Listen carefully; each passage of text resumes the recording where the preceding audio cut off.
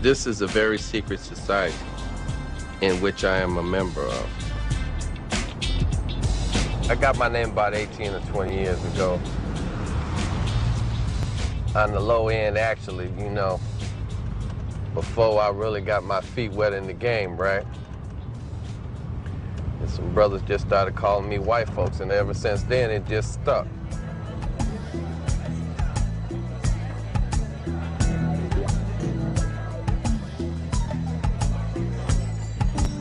I was about 20 when I really started getting my feet wet. And really, you know, getting this ism under my belt as far as how to communicate, you know, how to dress, how to finesse. But, you know, I got educated in the hood. I feel like that was, you know, a blessing for me, being Caucasian, and, you know, to be able to come to the other side of the fence, you know, and be accepted. And also be able to do some of the things that some of the great Macs of the past that have done. Also, you know, to be recognized cross-country. About the last 10 years, I started having a lot of white girls. One thing about white girls, you know, they get less problems with the police, you know. They don't get that much static. You know, black bitch be wanting to get in the street and act stupid, you know, be wanting to fight with the tricks and fight with the police and talk crazy, and she can't take care of no business like that. I think a lot of white hoes is more marketable. Tricks seem to buy more pussy from a white girl for some reason. I don't think that the females respect the game like they once did, because there are hundreds and hundreds of thousands of renegades and outlaws. That's a female that's working and doesn't have a man. A bitch is not supposed to be in a pimp's face unless she's choosing. First of all, a bitch is not supposed to be looking at a pimp. When a pimp ride by, they're supposed to be looking at the motherfucking curb. And when she look up at a pimp, she can't be broke for reckless eyeballing. When I say reckless eyeballing, that means that she's making eye contact with the pimping. And she may not even be with that man. You know, that's the reason why I say the game has changed. In the old days, she'd be under pimp arrest.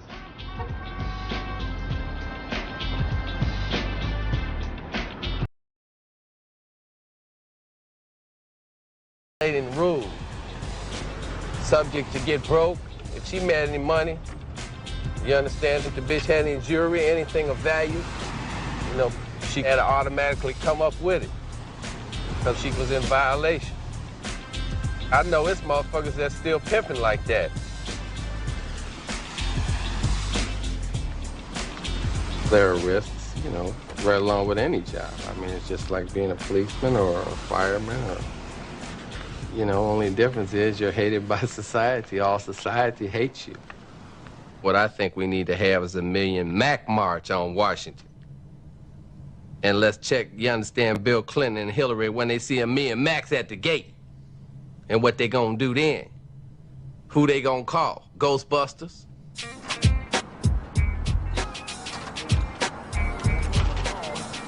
That was that joint you was talking about the other night, wasn't it?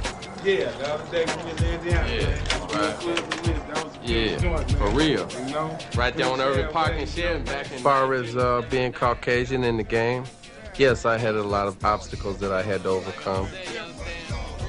It was very hard for me to get accepted because of what color I was and what I had chose to do.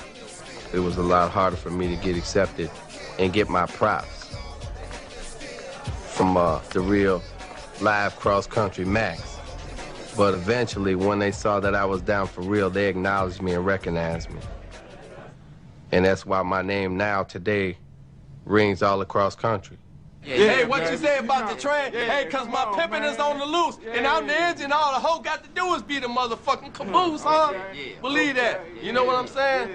Yeah, you know, I'm always in motion just like the ocean. All the bitch got to do is come on, drink some of my pimp's love potion.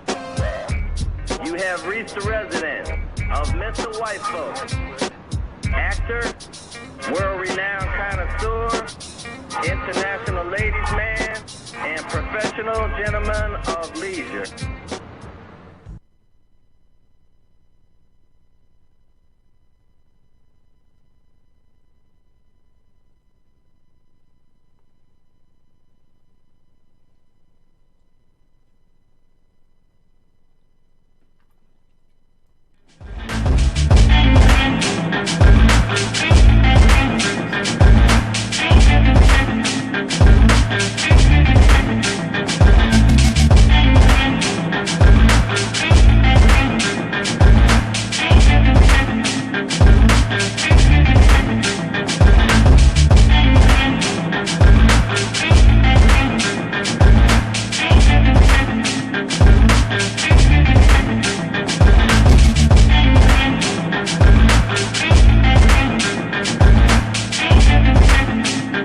Welcome to the Let 'em Know podcast.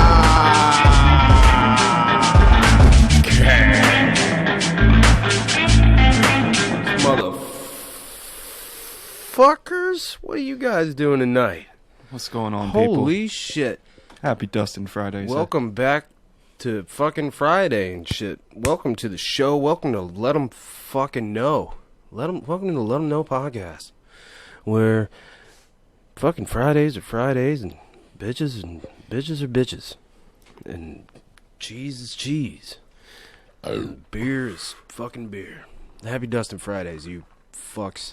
I'm hydrating early on because I plan on getting potentially a little lit. Maybe not too lit. I'm getting pretty fucking lit. I'm just doing it. I am getting lit. Litter than a critter. You know what I mean? It's, what the fuck you doing, Lloyd? Gotta represent. Oh, gotta rep Dustin Fridays. I'm, oh, Jesus Christ. I did the math, and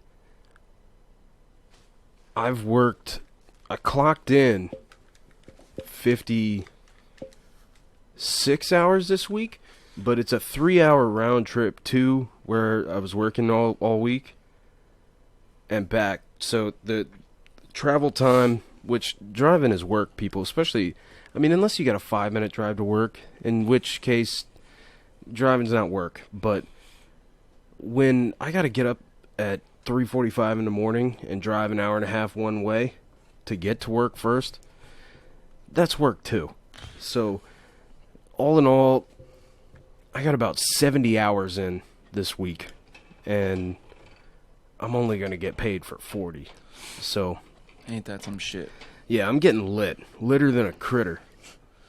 Yeah, been aching to get my ass back out here. It hasn't even been that long, honestly. Well, yeah, but that's why we missed Wednesday, is because of work for me. Shit, I could use that business right now, man. Shit's been slow as fuck for us. Well, I texted you this morning. I was going to see if you wanted to come work with me. And then I almost did later in the afternoon. I was going to, because the help that I did have left early, and I need at least 2 guys to operate it all. So I was going to call you and see if you wanted to come out to fucking Columbia, Maryland, and come do some stupid shit. Fucking A, man. I have bills. I gotta get paid, so I figured. Don't fret.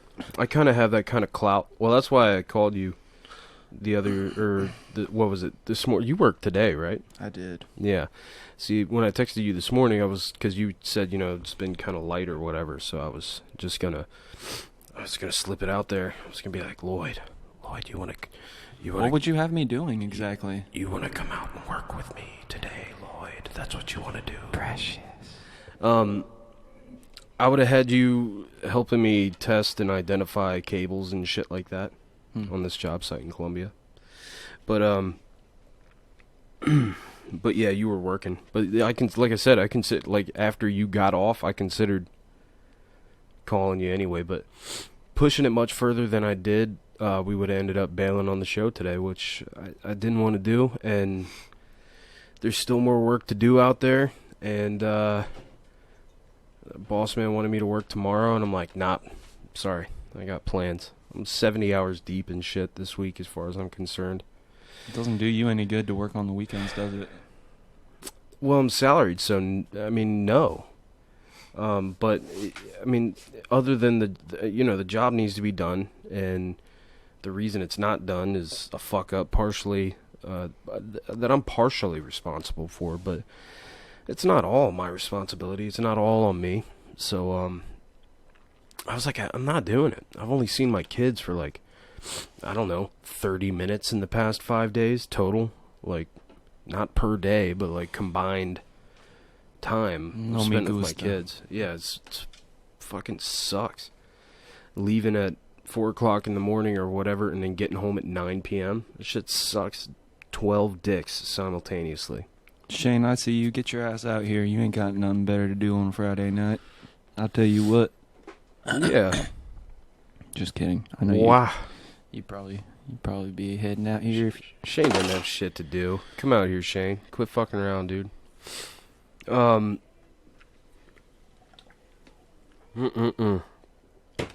Dude, I was Budweiser's. I was moving shit yesterday.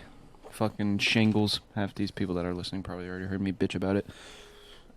I'm lifting these shingles into the truck, and the fucking asphalt falls. Is falling off. It's falling off, and I guess I had my mouth open for whatever reason, and it fell and got into my throat. And Chew so I have asphalt throat. I've been trying to get it down, man. Nothing like soda, nothing's like fucking it, getting it dissolved or anything. So You got some asphalt lodged in your fucking throat hole. that's right. Way too much asphalt. Oh, Jesus Christ, Lloyd. That's funny. What's funnier was I was in group chat talking about it, and I was like trying to explain, and I didn't know what to say. It was like the shit that kind of sprinkles off of it. I was like, the rock shit, and Eldon called me out. He's like, yeah, some people call those rock things asphalt, and I was just like, God damn it, I'm fucking retarded. Oh, man. Dude, I've been... when I was a mechanic, I got blasted in the face with all sorts of different road grime and asphalt and fucking all sorts of different fluids and shit that go into vehicles and out of vehicles. I've been blasted in the face with Freon and shit. Oh, no. Yeah, like twice. Because I took apart a charged AC system. I thought it was discharged. And, popped a hose loose, and it's under pressure, so all the Freon just blasts out, and it's pretty shitty. I've been completely doused in transmission fluid before, and motor oil. Taken apart. Yeah, that was fucking fun. Fuck, man. Dude, I'm wearing sleeves. How about that? That's cool. I'm wearing sleeves too. I'm saying, I usually Yeah, got a Lloyd's usually sleeveless. I mean, it is like summer in fucking January though, so. Picked the wrong day to wear sleeves, didn't I? I mean, at least out here in Virginia, it's fucking. I mean, today and yesterday it was. I don't even know what the temperature was, but I was walking around out there with, short sleeves today, and I'm like, huh. There is absolutely nothing wrong with this weather. Yeah, in I was January. sweating my ass off yesterday working outside. That's what you get in old Virginia, man. I was gonna make If you don't like the weather, wait a minute. I was gonna make an ironic global warming joke, but it's actually it doesn't work right. So never mind that shit. But yeah, global warming's not real. Oh. Chris is saying it's 30 below there, but isn't he in fucking Minnesota or some shit? Yeah. Oh, yeah. way up high there, don't you know? Then don't you know? Oh, but the temperature's way down low. Temperature's way down low, way up high there, in Minnesota. Oh man, you got a bagel? Put it in the bag. You know, get on your way. Get on down the road, don't you know? You betcha. You betcha, I sure do. Fuck. So, what did you do this week, Lloyd? Bunch of nothing. No, I worked all week. It's just been like pulling teeth trying to get jobs though, because it's just a slow moment of the year for the junk business. That time of year. But fuck, one of the last job sites I worked at just had a lot of funny shit. I posted some pictures. I'll fucking slide into your DMs with them if we want to post them later in the show. But I think Mary's saying my Minnesota accent is authentic as fuck. Chris said Chris is triggered. It's pretty good though, isn't it? I mean, I think so. But I'm an asshole. You should hear all my other horrible accents. I got some really, really bad ones. I always wonder if I have an accent. I've asked multiple people that. yeah, me too. I've asked, I don't think I do. well, my cousins and shit down in North Carolina, they say that I sound like a Yankee. And I'm like, huh? You pronounce yellow wrong. But, I don't know. I definitely don't sound like people from New York. Oh no. You know, I'm not calling things like pop and shit like that. Yeah. I'm having a pop, you know, or whatever. I guess I gotta have some sort of accent. Steve Rawlings he said we sound like Americans, and then he brought up the point that, you know, because of pop culture and TV and media and everything, everybody's American, so Right. it kind of makes sense that we might be like, you know, I don't have an accent. Everybody talks like me. But, God, I'm all sniffly. I'm still sniffly. I'm getting over this dumb shit. But yeah, I don't know. I feel like I speak relatively, there's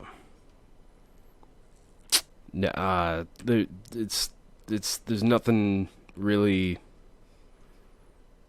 fucking discernible about the way that I talk that's like, could you do like a Will Potter from Virginia accent? Potter, does that sound I've weird? imitated your voice before on voice memos and it kind of sounded good. For real? do an impression of my voice then. I want to hear it. On the spot. I'll hit you with it randomly in the show. How about that? Jason's saying, where's Nunchucks at? Deal. I already Deal. told him. I told him we got a ninja coming on. We got a ninja. An albino ninja. Got the albino ninja. Did I just give him a nickname? He's not even that pale. Yeah, I don't know where you got that from, but so why don't you tell them who we got coming on tonight? We got my buddy Dylan Morris. And see some of his weapons and shit and just talk about same old kind of shit that we always do.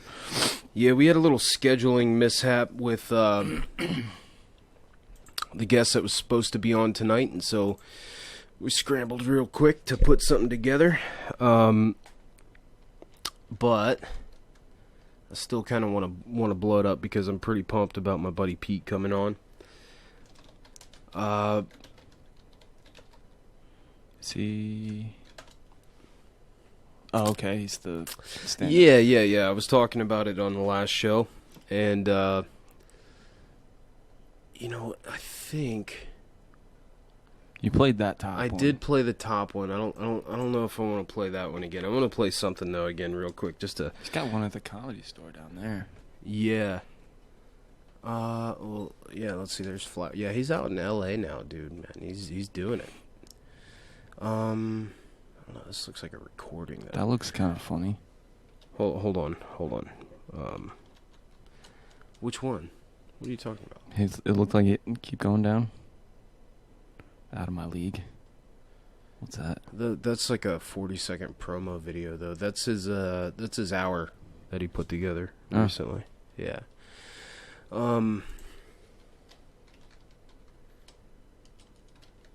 No, that's fucking awesome, Tucker. That's probably the best compliment I think that we've ever gotten.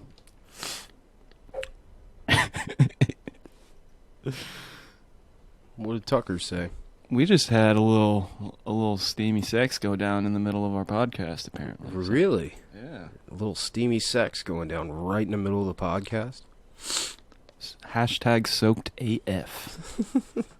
How'd that Literally. work out? Tucker blasting ropes on something or what? What's going on? Somebody's... I said I just had sex with your podcast on in the background. I hope you guys don't think I'm weird. Yeah, no, that doesn't bother me at all. Actually, I'm flattered. Incredibly flattered. I'm flattered that this bad old bitch right here, this bad old Betty can get you nice and turned on. Go ahead and get soaked. We're gonna get you out here and just get you nice and soaked. Get you nice and toasty. Get you nice and moist on the inside, down in your nether regions.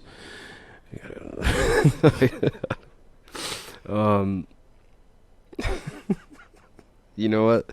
I kind of like that, though. I'm getting a little turned on, too, as we go. I'm like an annoying fucking girlfriend picking hairs off your mic and shit. Like, it's like I'm... Next thing you know, Lloyd's gonna come in with a chocolate fucking smear on his face, and I'm gonna be like, hold on, let me get that. lick my thumb and shit. Oh my god, that's funny. What? He said I got some popsicles in the freezer. We don't need to go into detail there, but that's funny. Okay. Alright, I'm into it. You know,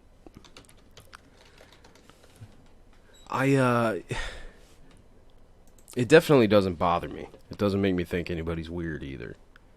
I'm just hoping that, like, the next time that you bang that same chick, in her head, she's got me and Lloyd's voices. Hell yeah. Just like, hell yeah. Hell yeah. She's like, I really liked it when he was like soaked as fuck, moist in the nether regions. Totally into it. Totally down. So, alright, I was gonna play something from Pete. And he brought something up. Now I gotta remember precisely what it was.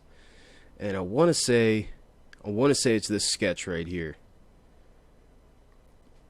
I can't remember, and now I can't find it because I'm retarded. But actually, you know what? I can just give me a second. So you know what? Talk to Lloyd for just a second, and we're gonna figure this shit out. Okay. So Pete's a stand-up comedian, and he also does sketch comedy. I was talking about that last time too.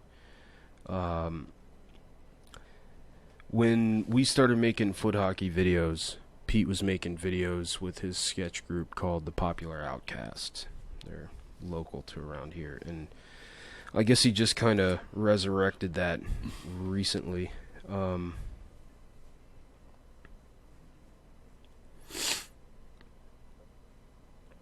Yeah, this is the one. This is the one he was talking about. It's called since we're getting in the mood, it's called Naughty Nurse. And I'm going to use that fucking echo way too much tonight, especially the drunker I get. So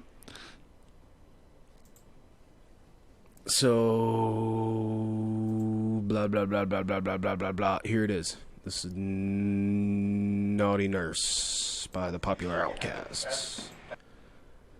That's you must finish it, you know? I know. I have to say, I really love tonight. Good, I'm glad you had a good time. Yeah, I honestly love every day that we have. I love date night too. And my favorite part. art is what comes Oh. next. What are you doing? Actually, so I had an idea. Something that we might be able to try. Okay. Like, I know we never talked about it before. How do you feel about role play? Yes, like boss employee or strangers meeting on a train. Yeah, like that all sounds awesome. But I was thinking more like naughty nurse. I'm into it. Yeah, like Yeah. I'm coming in for a checkup Okay. and you can't help yourself. Yes. Yeah. Oh, you know, I actually think I have the perfect outfit for that. Yeah? So why don't you go in there? All right. I'll meet you in there. Okay.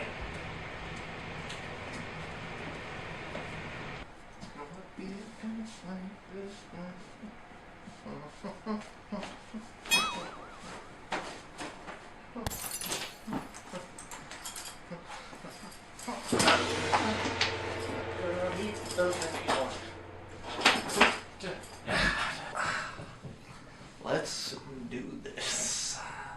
Hi there, how are we doing today? Looks like Hey. we have Pete. Okay, Pete, so what brings us in today? Oh, I have a pain. A pain. Okay, sir, I'm gonna need you to be a little more specific than that. We are incredibly busy right now and I'm in the middle of working a double. It sounds like you need to relax. No, sir, what I need for you to tell me where is the pain. Hey honey, I mean, this is supposed to be foreplay.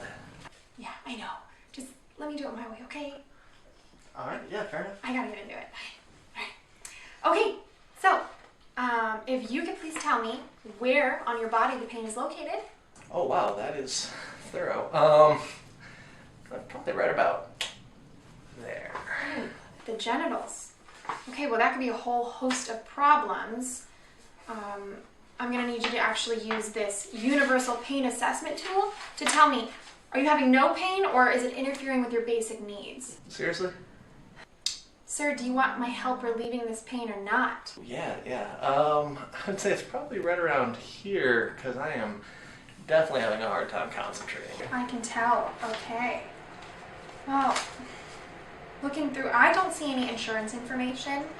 Can you tell me, are you currently insured? What? Yes, sir. It's a very simple question. Just trying to find out your insurance information. Are you currently insured through a private policy or a group plan through work? Yeah, I'm covered through work. Okay, great. Well, we can fill that all out later. Don't worry. Perfect. What? Sir, that is highly inappropriate. Please don't touch me. Ever. Babe, just let me take my time. I'm getting there, I promise, okay? Fair enough. I love you. All right. Now, with the location of the pain, I do have to ask, are you currently sexually active? I'm trying to be. Please stop making jokes, sir. Okay, fine. Yes, I have been with my beautiful, amazing girlfriend for 2 years now. Beautiful and amazing. Absolutely, and up until right about now, we were incredibly sexually active. Okay, and no other partners outside of the relationship? What? No! Sir, I need you to be 100% honest with me so I can make a complete diagnosis. This just stays between you and me. It's totally confidential. Holly, look at you and look at me. No, there's nobody else. Okay, well, I'm gonna need you to call me Nurse Brown. Okay, fine. Nurse Brown. No, there is no other one. Great, okay, perfect. Seems like somebody really wants their exam. Yeah. You know, like, maybe you need my help relieving the pain? Yeah. Yeah? Maybe there's some way that we can treat it like orally. Yeah, absolutely. Yeah? Yeah. Okay, you want that? Yes. Okay, great. Well, I'm gonna let the doctor know. He'll be right in to see you. What? You sit tight, buddy. Well, Yeah. Holly. All right. Okay. Okay, bye. What the hell? What? What the hell? Here we got signs of genital discomfort. Who the hell are you? I'm Dr. Love. Just go ahead and stand up, drop your pants, turn your head, and cough. What?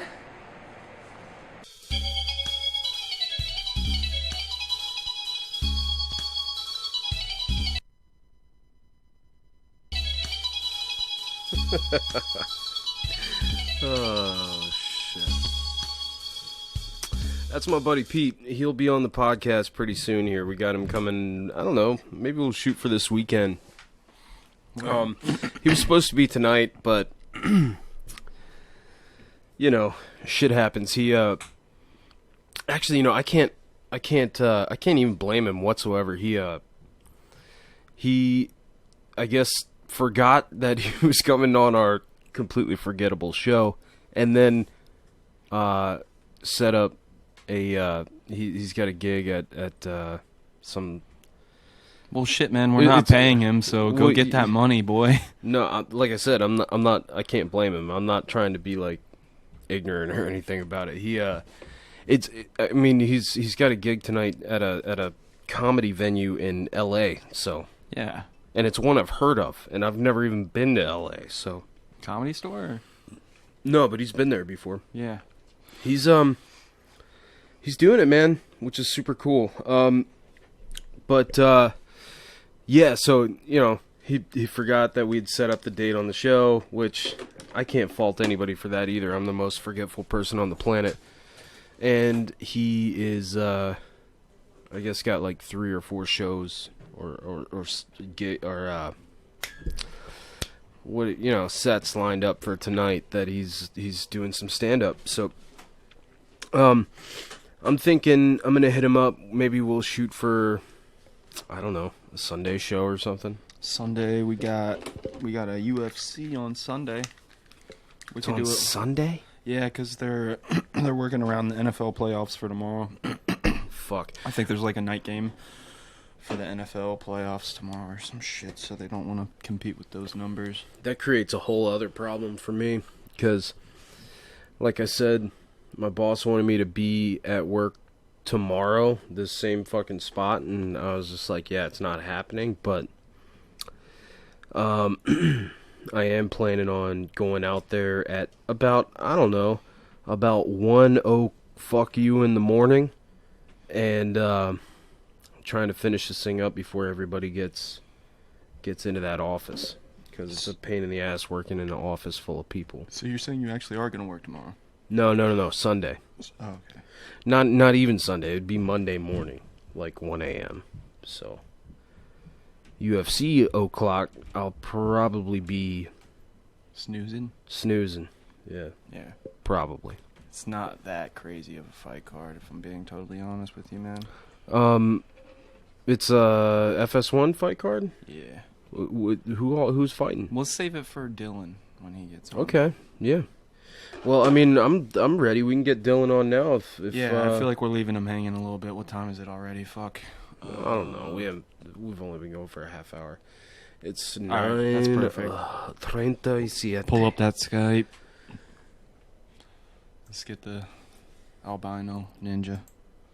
I don't know why I came up with that nickname. Sometimes nicknames are good when it's just on the fly, though, right? Yeah, fucking A. The albino ninja.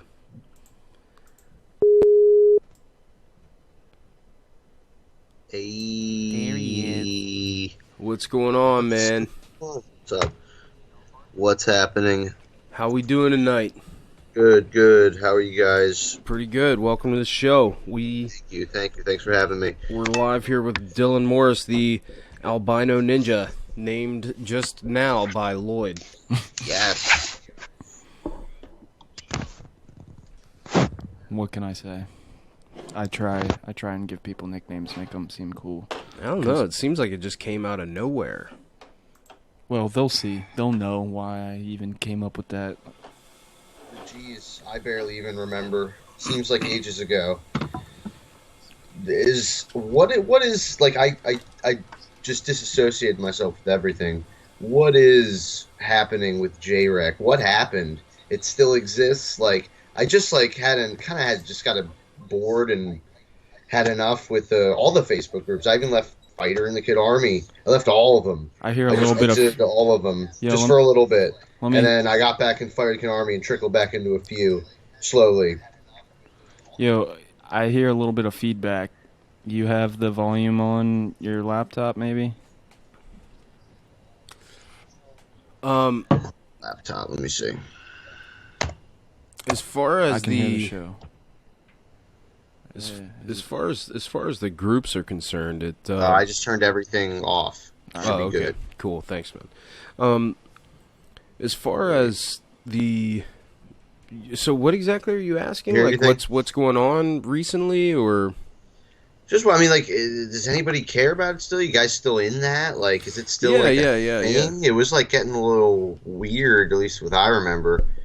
I mean, dude, you got the like, who started making the T-shirts? Like, is it who's making money off the shirts? Like, how did where that came in? What, off the J-Rack shirts? Yeah, was he? Because I remember that he that's, was posting about making Jesse Anderson. shirts, and I was like, this is getting kind of weird. Yeah, I considered making shirts myself. Making shirts myself and just start selling them. When I started seeing all that, I was like, you know what? Fuck it. I mean, how let's many people are monetize in the this group? bitch. Like 10,000 people. They're all probably thinking the same thing.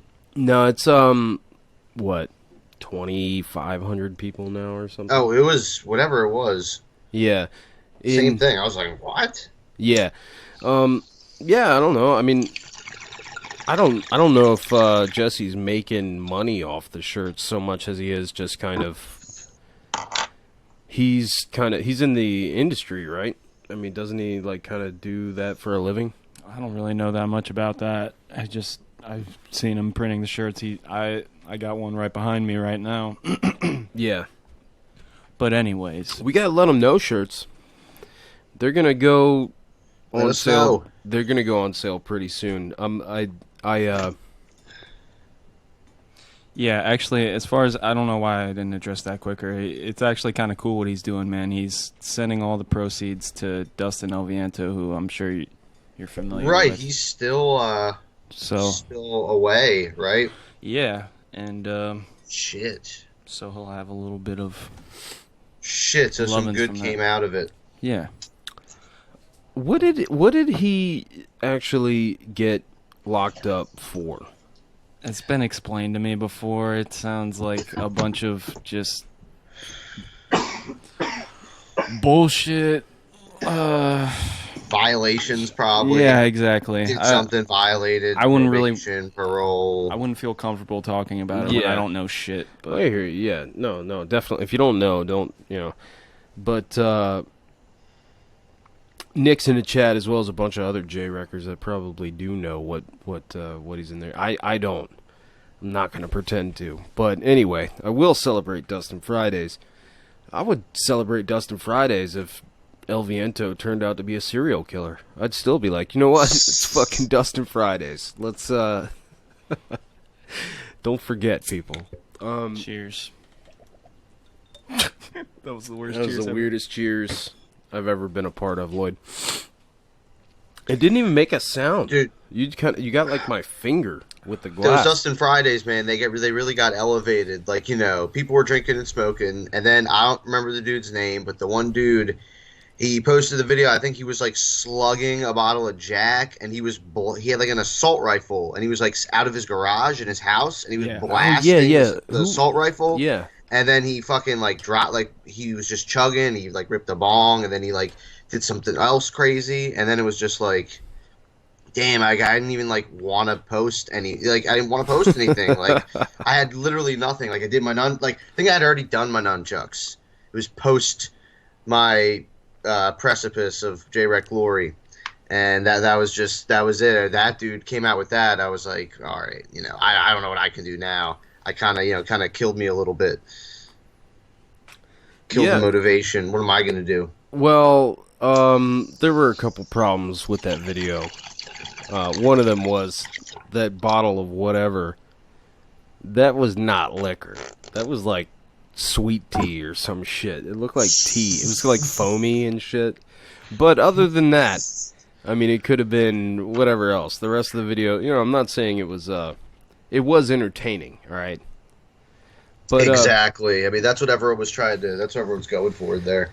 well, that's what everything is on the internet, including, you know, any fucking ridiculous group that you're a part of.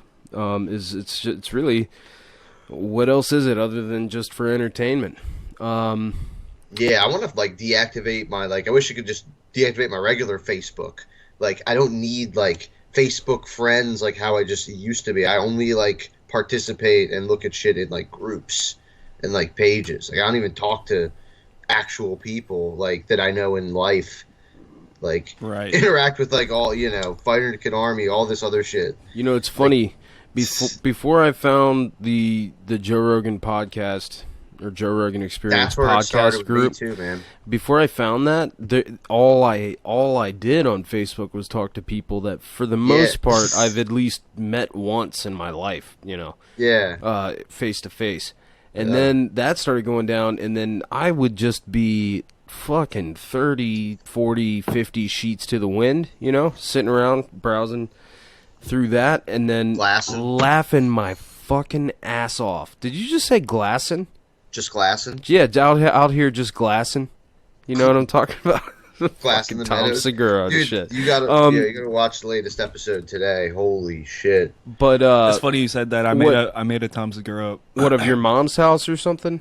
Dude, the episode today, it's like they start a new thing where people like they slip in like fucking your mom's house isms into the drive-through orders at different places. Yeah. And people get so many in, and they're so impressed. Tom and Christina are so impressed. They're like, this is beyond anything we've ever done. One dude got like 6-7 phrases in. So good. I mean, like all of them, and like old ones. Like it was so good. You guys, check that out for sure. That's later. awesome. I'll have to check it out. Believe it or not, and I'm actually kind of ashamed, but I listen to so many different podcasts that I don't even listen to Your Mom's House, and I've been meaning to throw it on my list forever, but I have not listened to it. Since it came on YouTube, that's when my viewership of it went up a lot, because they talk about videos. It's like a Tosh.0 almost. Every week, that's what it is. They just have videos, they talk about and make fun of them, and then they like take little sound bites of them, like the funny parts, and have them in the future, and like do callbacks on them in the future. It's what it's like all the inside jokes. It makes it so funny. But dude, YouTube, man, that's what really kicked it up for me, because you see all these videos, and then like it's so much better. Before, when it was just audio, it was a lot harder to listen to. That makes sense. Some shows are kind of like that. Like our show partially is kind of dependent on people being able to see what we do, because we play videos like the one that we just did of my buddy Pete. His some of his sketch comedy. It's so much strong. Video is so much stronger. Yeah, it's a smart move. Yeah, but at the same time, it's like, for me personally, when I listen to podcasts, it's rare that I actually watch any of them. Occasionally, I'll sit down and watch Rogan if I see it's live on YouTube. But for the most part, I listen to him because I'm walking around all day, and because it's your job. Well, yeah, that's how I got into podcasts, because I had a job where I could listen, but now I don't. So now like they're my entertainment. So you sit and watch like it's TV back in the late. Yep. I don't watch TV. That's what I'm saying. We actually don't have cable. Yeah, that's what I'm saying. Netflix, that's what I'm talking about. Like it's in the late '90s, early 2000s, treated like TV like that. But dude. But yeah, like I was saying, it's kind of ironic that mostly all of the way that I ingest podcasts, if you will, is all pretty much audio. I do it literally all day. I listen to probably fucking 10 episodes of Last Podcast on the Left today, because each one's like an hour long, and I've been literally all day headphones, Bluetooth headphones, just listening to it. And that's what I do with Rogan's show and a couple other shows too, mostly. But I'm always looking for new shows. If you ever have any good ones, there's one called the Let 'Em Know podcast. It's letemknowpodcast.com or facebook.com/. Let 'em know, or else. Let 'em know, motherfucker. Or else. Oh shit, I was gonna think about saving this for last, but I kind of wanted to break this out. It was like all the way at the bottom of my stash. That's a badass. There's this company called bro. Cold Steel. They make like super high quality knives and like really awesome stuff. This thing's called the Torpedo. That's a badass throwing spike. It's super heavy, and like it's crazy. I mean, the videos of it on the internet, it's just like busting cinder blocks and shit, and they throw it. I could see that. Like it's pretty pointed actually. Yeah. In size, but it's fucking crazy. And dude, when you throw this thing and it fucking sticks in a stump, like yeah. The bunch of the knives I have are for throwing. I know I kind of just like dropped this transition on you. No, but it's all good, dude. I'm into throwing knives and fucking Yes. tomahawks and I have a set of spikes. I've got a ton of throwing knives. I haven't Dude, it done really that much reminds of me it like recently. basketball or something, like the muscle memory of it, and like kind of doing it in different angles and different ways. It's just kind of fun. Yeah. Getting in a rhythm of it. You know, you do it like by yourself. It's just something to do. Do you throw a tomahawk? You throw tomahawks? I have this one. I need to get more of them. I love them. It's so awesome. Tomahawks But I are have a my cheap-ass one. that's I'll my show you. favorite to throw. I got a It's a cheap ass one. Super beat up. It's called the Black Ronin. It's like $20 or something Oh, okay. online. It's a lot better. It's like got the rope on this, but this thing is awesome because it sticks.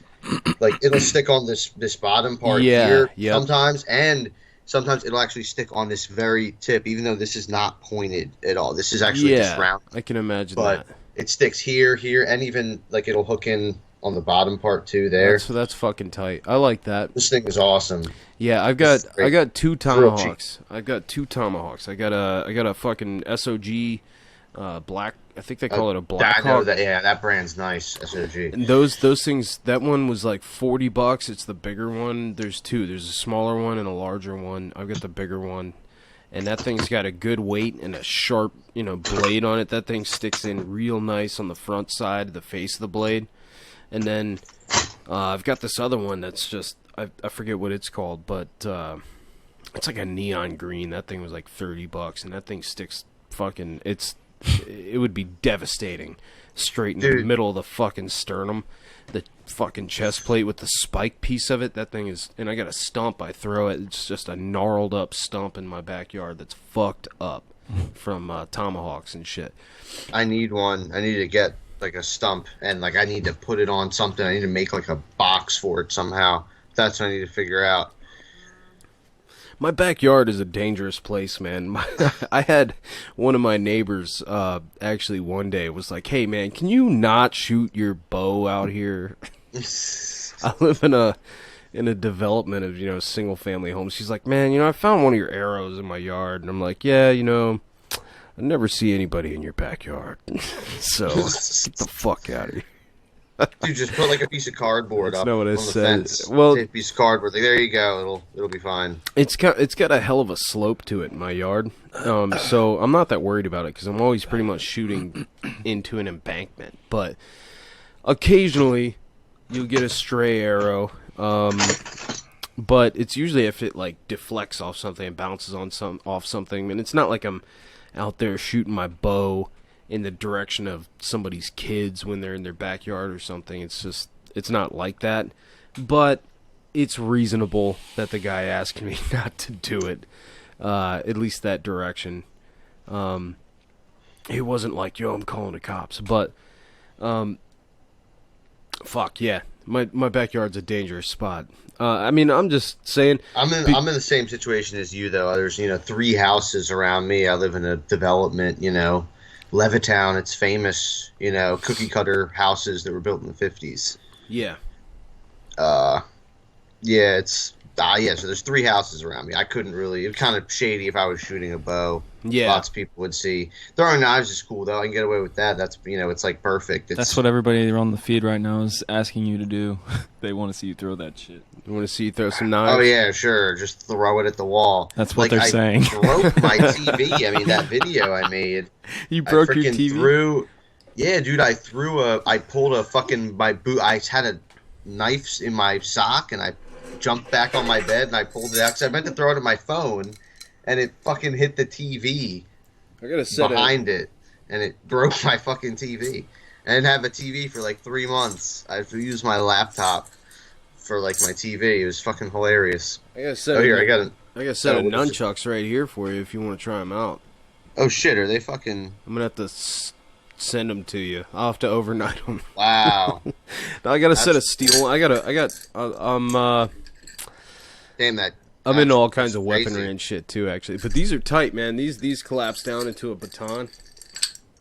And it's made pretty fucking sturdy. It's a big hunk of steel. Looks like something an Oriental cop would rock An with. Oriental cop, he says. Oriental. That's like, I didn't want to specifically choose any countries, Chains just a so I little went bit vague with it. simple. I went vague I with didn't it. want to. I didn't want to choose any particular country, so I said the most racist shit I could think of.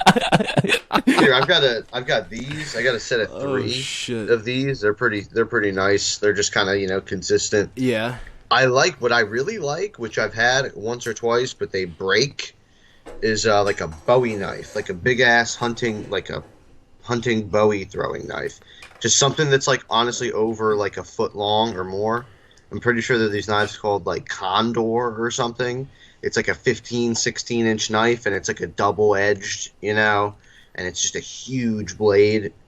It's that's really the best shit For you gotta get. throwing? For throwing? Yeah, Really? for throwing. I would- They're really because like you can get them really consistently. You can start throwing them like kind of different ways, like and get consistent throwing them from different distances. That's really what it's about. If you want to be practical with it, if you're going to carry a knife around and you're going to want to pull it out and throw it at somebody, Yeah. you can't be like because how it is You like, gotta it's know like- your It's distance. like shooting a free throw. Yeah. Because like when I throw, you always stand at the same distance Mhm. away from the stump. Yeah, So, you gotta know when your Yeah. one spin is, when your half spin is, when your 1.5 spin Very is. dicey. Ever Yeah. do no spin? You ever do like when you kind of stand? I'd stood closer and try like no spin throws where you just kind of like flick it, like get your arm straight, and you can't really do it from that far away. Yeah, but- you got to be pretty close for that. I would do that a lot with the spikes, like that big ass spike you pulled out. Yeah, I got a yeah. smaller set. I would Dude, no spin Yeah, on if some it's smaller. spikes. That thing's too heavy for that shit. Yeah, I was gonna say that thing. Fuck, dude. I feel like It's very heavy. if you carried that thing up your sleeve, it's unnecessarily heavy. Oh, it's absolutely. When I got like it seemed really cool when I got it. Then I'm like I kind of should have got something more practical. I would have used more. What did that thing cost? I was like, oh, it was like maybe 30. Yeah. It's not bad. I mean, because Cold Steel's got some pretty expensive, nice, and they've got a lot of throwing knives, like stuff made for throwing. I might They have got to get one really cool because I shit. like to fuck shit up. Dude, you want to fuck shit up? There is what I really, if I just could, when I can just buy whatever one day. I'm pretty sure it's called like a Gladius. It's just a machete, but it's like the style, like a Spartan sword. Yeah, I was it's gonna. that style, like kind of short, the double-sided, broad tip. It's fucking awesome. It's so badass. Yeah, I was gonna Man, say, I'd isn't love that to an get- old Roman type? Yeah, sword. And it's like the length of it. It's a good length. Like I got short arms, like the katana and like the other sword that I used to have. I can't fucking wear it on my back and pull it out. Like this. Can't pull it out because my arms are too short and the sword's too long. Like this fucking thing. Are you kidding me? Look how long this is. It's huge. Yeah, I no can't shit. pull it out. So like, You gotta wear it on the hip, down low, man. Yeah, well, even this, it's a pain, like to actually attach it, carry that- it around. Is that Those thing? shorter things, it'd be so much more practical. So it's a little shorter thing, even if you have it on your hip, be easier to carry. So I gotta ask, you have any formal martial arts training?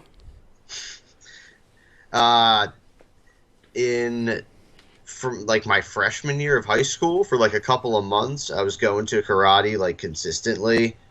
For like, I was actually going like 4 or 5 days a week, like at night after school, because I signed up and it was like you can come like to class as many nights as you want, like when you're a student here or whatever. And it was like cool. I mean, it wasn't MMA, Yeah, but yeah. like the You're talking about sign on the thing it was said like karate, and it said like a couple of other things, and like they were like teaching like some like kind of like ground like type moves along with like punches and kicks and stuff, and then like like did a couple of weapon stuff They just did- for fun. they did some- nunchucks. I learned That's the cool. move. My figure eight, the only move I know really. And hey, I've seen Nick Diaz. I've really watched him. That one video of him on YouTube. It's like it's just a long time of like skill, because there's not many different moves you can do with nunchucks. He just does the moves so well and in so many different tiny variations of kind of the same move, and he makes it look so easy. And I watch that and try to kind of do a little bit what he's doing, and it's really hard. And then he switches hands he does his left and his right exactly the same, and it's just like shit. Like he's really got some nunchuck skills. I'm such a ridiculous Diaz Brothers fanboy. I've literally watched a video of. Yeah, I got an issue. Got an issue with the Diaz. My lady wants him bad. Ooh, that's if rough. Comes around. If ever comes around. I've literally watched a video of Nick hitting the speed bag for like 10 minutes straight. It's for real. You know, some people, like, you know, some girls, it's for real. Like, you know, if she came around, you'd be like, yo, this is serious. Like, for her, everyone else would be nothing. Like, Brad Pitt comes around, she's like, whatever. But if Nick Diaz came around, she'd be like, hey, all right, we need to talk. Oh, specifically man, Nick, rough. not Nate. Yeah, she's like, Nate came around, she'd be like, you know, cool, slap, whatever. Oh, here's another thing. My friend keeps telling me that these are illegal in Pennsylvania. We got there. Looks like an X-Acto. Oh, yeah. Actually, I think that's a loophole because it's not technically a switchblade. It's like Out it's the front. Yeah, it's in, you know how a switchblade, you know, is essentially a folder. You know, I'm surprised because I got this. I carry Kershaw spring assisted shit. I don't care. I mean, that's as fast as a switchblade. Right there. I mean, it's lightning quick. None of it makes any sense. And this actually looks a lot. This is mechanically and everything else. It's much closer to what a switchblade is. The only difference is I don't have a button. One of my friends that's on the feed that's from PA said that yes, that is illegal in PA. Dude, I bought it off the internet, which is funny. I mean, I got it a couple of years ago. Looks like some new shit. But. He also asked an interesting question. If you have an answer for him, he said, "How do you eat?" I don't have the thing on. He said, "How do you know if you're getting a quality piece of metal when you buy?" I guess reputable knife makers on the internet.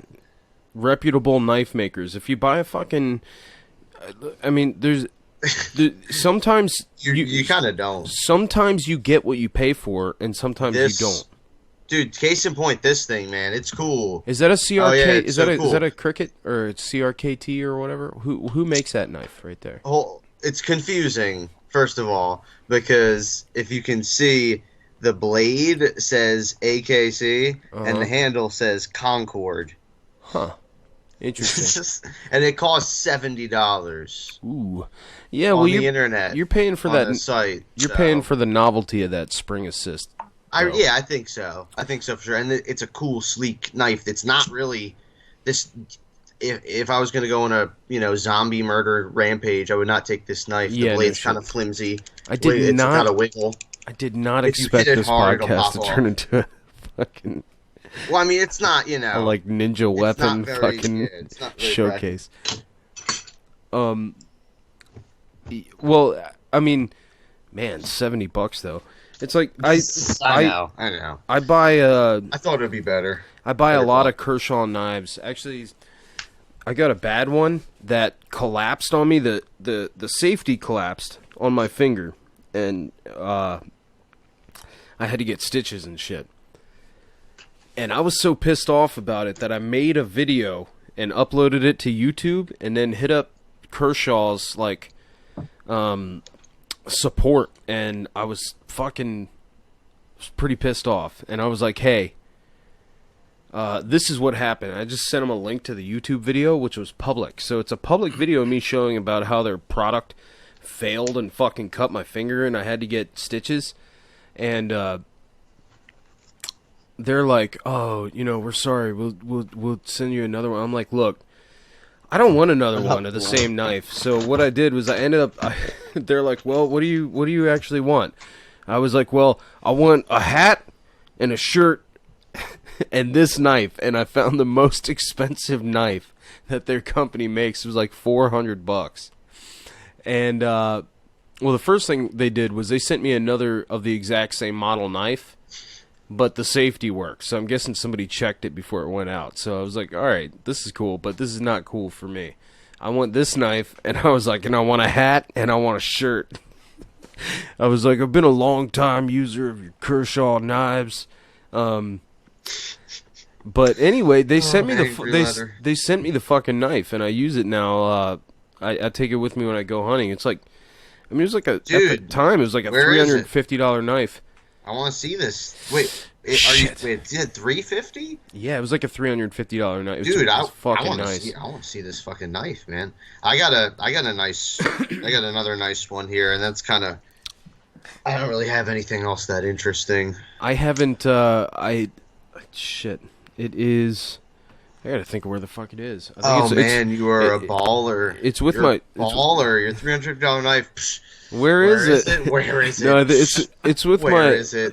I think it's up in my room next to my gun case where next to my diamonds. It'll show up. Oh, yeah, it'll show up. No, sir. It's Look, like I am when he's not like talking rich. shit, set denying the offer, and he's like, "Look at my watch." He's like, "Look it up. Look at my watch." I am Just not look it up. rich by any stretch of the imagination, my friend. But like I said, this thing was free. I had to cut my fucking pinky finger halfway off to get this thing. So, no, man, that's good that you know. It's good when people. I like when people do that with companies. You know, especially when it's a legit problem. Well, it was. And, you know, you just don't let them kind of get away with it when you have a point, because you just think by sheer numbers. Think of how many people get screwed over by products and shit breaks, and they're just like whatever and never do anything. Yeah. So they deserve it.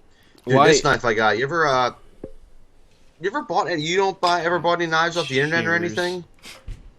Yeah. Never? Yeah, I have. Those grab bags? You ever done those, like the mystery? I've never done like box? I've never done grab bags or anything like that, but I have like all the throwing knives pretty much that I've ever bought, I bought them online. And Dude, I've broken most of them, but yeah, I've broken a couple of my decent knives. I did this grab bag. I got a couple of pocket knives, and then I get this thing. This is like I did like a $50 grab bag, and this was like I swear this is like a $50 or $60 knife, and I got like 4 other pocket knives and like a kitchen knife for like $50, and then I got this thing. It's like one of those stag handle. Yeah, those are tight. Nice hunting knives, dude. This thing is badass. This is like what I would like legit take with me if I like thought I was gonna get attacked or something, because it's crazy sharp. Or if I was gonna like skin an animal, I would need this. Yeah, nothing else would work. I've always got a knife on me, pretty much. I was telling somebody earlier. The only time you'll find me without a knife is when I'm sleeping, and then it's a couple feet away. It's in my pants, and then fucking when I'm in a casket. Like pretty much like since I was 17, I pretty much always had a knife on me. And it's not like it's man. just kind of I'm always strapped. I'm always strapped too, son. But sometimes you got to open a goddamn box or whatever. Like all the time. Yeah, I do shit all the time. I've always got a knife on me. I can't stand it. If I don't have a knife on me, I feel fucking like I'm naked or something. And it probably sounds weird as shit. But when I watch somebody open a box, like struggle to open a box with their keys or some shit, I'm like, what the fuck are you doing? Just use your knife. And I'm like, oh yeah. They don't have one. You don't have a knife, do you? It sucks, man, because I have a very weird job. I can't fucking have a knife. I can like it's that's fucking like it's a instant termination type deal because of the nature of the position. What do you do? Working with at a residential facility for people with intellectual disabilities, mentally challenged people, people with behavioral issues. It's a huge place. Yeah, like it's not like a little tiny place where everything's cool. It's like a huge, massive facility. So it's like lots of strict rules and shit. Like can't be 1 minute. 1 minute past your shift is late. You have to work and all, no matter what weather situations, holidays, all that shit. Like, the place is always functioning and open. The place is open 24/7, but like it's funny because I'm very spoiled. I'm very spoiled in my job and what I do, but it's like crazy. Like I see and hear craziness, just wild stuff. The stories, but this place has been there for 100 years. And there's just endless stories about it, like, stuff that's happened and just people, like, even like, recently stuff that it's just crazy. I'm trying to get out of there. Does that pay pretty well or No, no? Really? no. And $12.23 an hour is what I make. And it's that crazy strict? Yeah. Be It's pissed off, man. I mean, it's similar, I guess, to working in like a with like a medical, say like I'm working for a medical place, like how there's like regulations about you can't like with you can't really have you're not supposed to have your phone around and like pictures and stuff. You're not supposed to take pictures of like where you are much, of people that you're working with and all that. It's a huge place, so it's just it's like easy to get fired because if like you do something wrong, like involving like one of the people that you're working with, like it's pretty like easy to get terminated. But like I'm lucky I work like in like what my job happens to be. What are your responsibilities? And still, I work with people that are like kind of say high functioning in a day program, they call it. It's like a job training thing. It's like a 7-Eleven, like a mini 7-Eleven, kind of like a shitty 7-Eleven, and like making like food and like have like a little store where they sell like candy and gum and shit. And it's like teaching certain people like work skills, basic shit. So is it an very actual basic shit? It's an actual like convenience store though? Yeah, it's on this place, this facility. It's huge. It's like 1,500 acres. It's like a huge place. It's like a gate. It's like gated It's off, like a essentially. It's like a campus. Then it's a campus. They call it campus. Yeah. Okay. I'm glad you said that. Okay. So you work on a large campus that's got a convenience store on it. It's got 50 residential buildings. Okay. And then it's also got a couple like stores or convenience stores or whatever. Just that, or just ours. Just the one that you work at, like during the day. And then it's a day program. It really technically is supposed to be there. The only reason like why there's funding, money for it. The only reason why the place exists is supposed to be training the people making, to give them like to give them skills and like to be able to pay them and get to hopefully in the future is to like be able to get them a job out in the community somewhere. Well, that's cool though that you do that. I mean that's a job that's helping people. I mean, right? I mean that's yeah, they try, but it's like just this. I'm sure it's like in theory that would be great, but it's got to be frustrating. It's got to be. It's got to be. Yeah, it's small. It's like there's it's a massive undertaking. Any of the stuff there, the whole place is a massive undertaking. Yeah, it sounds even as big as it is, it's still they need more. That's the problem. It's never going to go away. It's always going to be cycling. Like I started there, working at the food department, like the massive kitchen that feeds the whole place. They deliver food to all the school buildings and the housing buildings, like. They deliver hot lunch and dinner, like every day. So they get a lot of work. Crazy. They feed like 800 people a day. It's fucking nuts. Big ass cafeteria going on. It's fucking it's like I delivered the food. It's like you load up food in pans and in containers and go out and deliver it to these buildings, man. The worst job. It's like a real, like, where you just go nonstop for 8 hours, driving a box truck back and forth from this place, man. It was rough. That was real rough work. That's when I learned. That's how I got into all podcasts. Did not listen to podcasts before that. I hear you. You when you're doing something that's super monotonous over and over again, eventually you find something to take your mind off of it. Dude, and it started with Rogan, man. It's crazy how everything comes back to Joe Rogan. Even the podcast that we like and listen to, they spawned out of that dude. Because when I first went like searching for podcasts, like I knew what the fuck I was looking at, like all the shit, and I like kind of read stuff. I don't know if I even listened to anything, but there's so many. Like there's just so many podcasts. I didn't really know what I was looking at. Then I saw Joe Rogan's name, and I was like, oh shit. I know he's a funny comedian. Yeah, well, I remember seeing his like Netflix special or something. I was like, let me check this shit out. and I was like, oh shit. For Like, I me, thought fucking, you know, I found out that he was a comedian last of all the things. well, I knew that he was a comedian, but for me, what happened was I saw something. It was a YouTube video, and it was almost definitely about psychedelic drugs. And I was like, man, that is legit as fuck what this dude just said. I was like, I'm totally on point with exactly what he just said.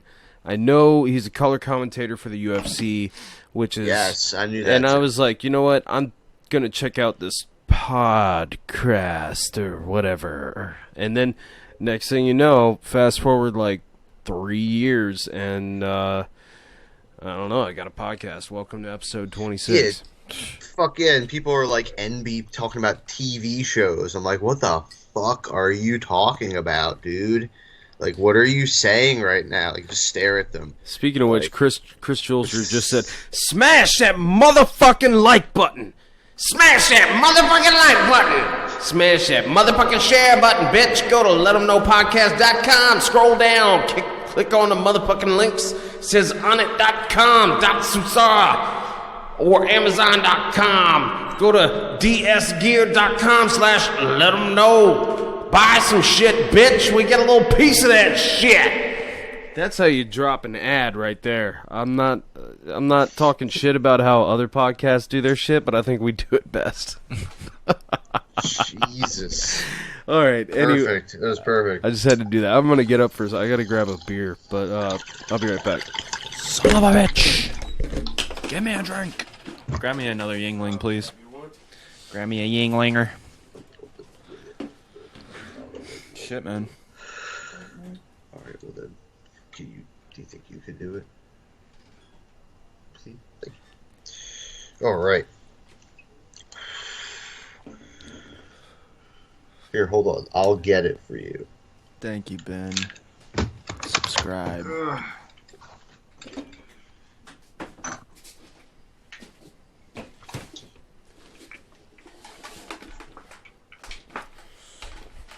Sorry.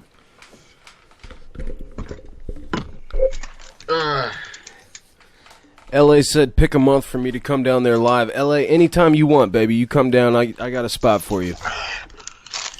Oh, man. Did you just tell everybody to like and subscribe? No. I thought I One heard of you our say listeners- subscribe when I was walking in. Ben, homie Ben, just click that subscribe button. Yeah, so. fuck yeah. Smash that subscribe button. You know what? Tell your friends. That Everything shit else goes a long way for us. It goes a very long way. If you do like sitting here talking shit with us, and fuck, at least a couple people do, then make it real as fuck. And show your friends, tell your friends, whatever. And I mean, we're not going anywhere. We're just doing this. Just doing this shit. Blah de blah. Biggity blah. I got. You hear that? Yeah. I got feedback. Tip top shape. Big old bitty butt. Where the fuck is that coming from? I think it's because he took his headphones off. Trying to, dude, you have no idea how cramped I am right now. Oh, it is. It's from his headphones. We're picking up your headphones. Oh shit. Oh, dude, it's tight, man. It's tight in here. But I can still get it done. I'm worried about that TV. For sure break something. Wait a minute. I can just plug my shit back in.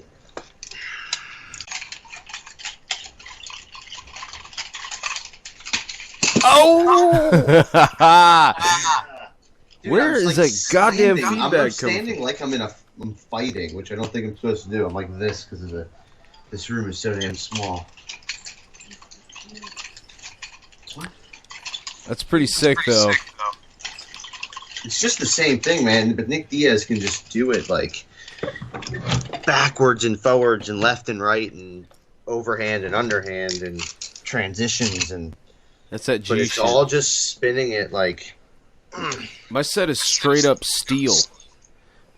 Where's that feedback coming from? Put those headphones on your head real quick or something. Or is it your phone or something? Or is it on our end? I don't know where the fuck this is coming from, but it's fucking me up. We got this stupid-ass feedback. Is it gone? Tic-tac-toe. Yeah, it is. It's gone. I don't know what that was, but... Are those padded, or are they just plastic? No, this is wood. Oh, they're straight-up wood setup? Yeah, man, this is legit. Yeah. This is why I think if I got, like, some other, like, or, like, I don't know what kind of other nunchucks they make. I kind of would like different, like, shape. They kind of are tapered a little bit. Well, it's like I was showing you. You couldn't see, but I got this set of steel ones right here, and they screw together and become a long baton. Yeah, no, I'm watching. I saw it. Oh, you did see it. Okay. But yeah, I got that set. I got a couple other sets too. I had a practice set that were foam that I could bust myself in the head with, and it wouldn't be that bad. But yeah, I gotta say it's pretty funny. Somebody on the live feed just said that you look like a skinny Lee Syatt. I thought that was hilarious. Damn, it's funny that dude, how fat is Lee Syatt, dude? Holy shit! If I am the skinny version of him, dude, that is so. Dude, and he's Lee Syatt. Really, I'm Facebook friends with him. He'd be like, dude, he's such a goofy dude, man. Like, I'm how did so man, high him right and now. Joey Diaz getting linked up? It's so strange. I'm just so high So right strange. That's a good impression, actually. Lee, you going through changes over there? Dude, I'm not going through changes, Joey. I'm not doing anything. Lee, you going through changes. I can see they got a cat over there with an umbrella in his asshole. Dude, yes. What are you talking about? That's my impression of Lee Syatt. You know who's got a great impression? Jamike. For Joey Diaz? No, for Lee. Oh. For Lee Syatt. It's funny. I messaged Lee Syatt. I was trying to get him. I just want to get him to call in. I want to get somebody to call in who Daniele Bolelli level. Dude, yeah, that was awesome, man. When you guys had him on twice. Yeah, we've had him on twice now. It's fucking crazy, dude. That's what. Do you think that's probably what makes people like certain people like him so popular? 'Cause he probably does that for all sorts of people. Because it's like I've heard people have gotten Brian Redband on their podcast before, like people with I guess they just reach out to him like, hey. I messaged him once. I'm gonna call him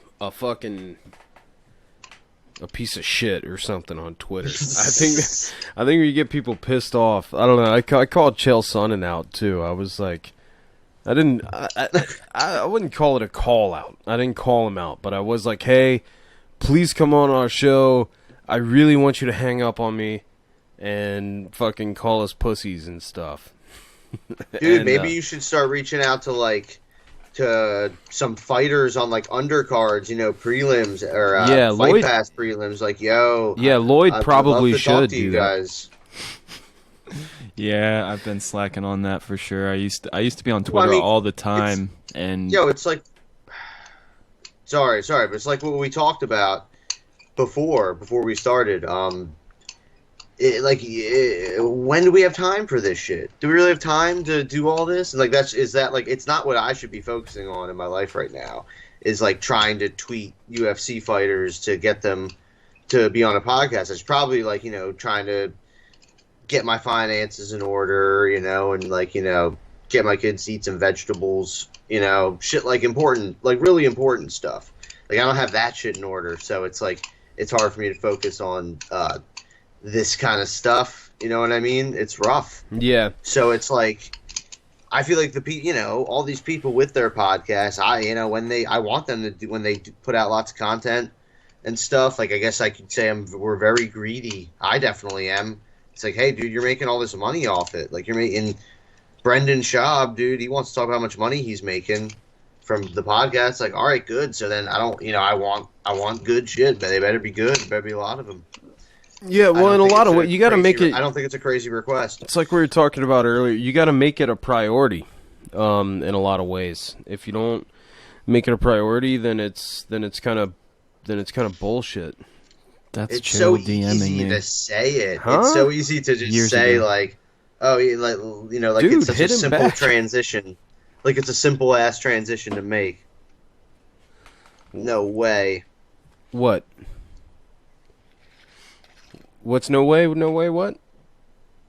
Like it's such a simple transition to be able to invest a lot of time and energy into like creative projects. Well, yeah. Well, I mean, the thing you got to make it a priority, at least to an extent, to the extent that you can. Like it's a priority to me. Like podcasting, doing this show, to me is like doing jujitsu. Like I love doing jujitsu.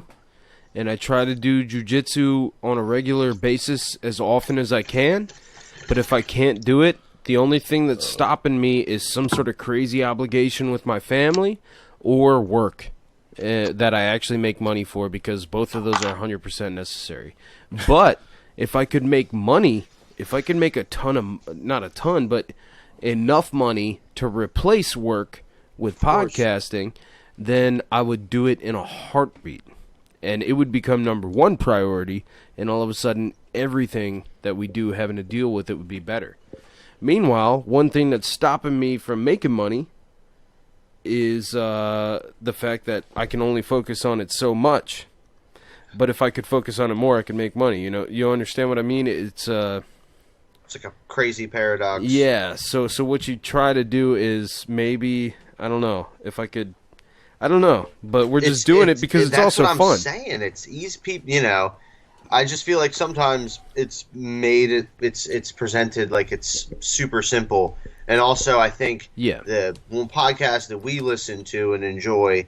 Think about how much help these guys have. Anybody who's making any their money, agent, manager, business manager, partners, writing people, they work with, they get a lot of help, especially if we're straight up on our own out here, especially if you're already in some sort of industry where you're well known, already famous. Yeah, if you're already famous, if you're in the LA type thing. Dude, I want that's not downplaying. Live there for the podcasting and for the comedy and for the weather and the weed and all that. I'm always saying this shit, and then one day Joe Rogan straight up just looks right into the right in the middle of the podcast. He's like, "LA, it's the stupidest place to live. It's the worst place to live in the world. It's the stupidest."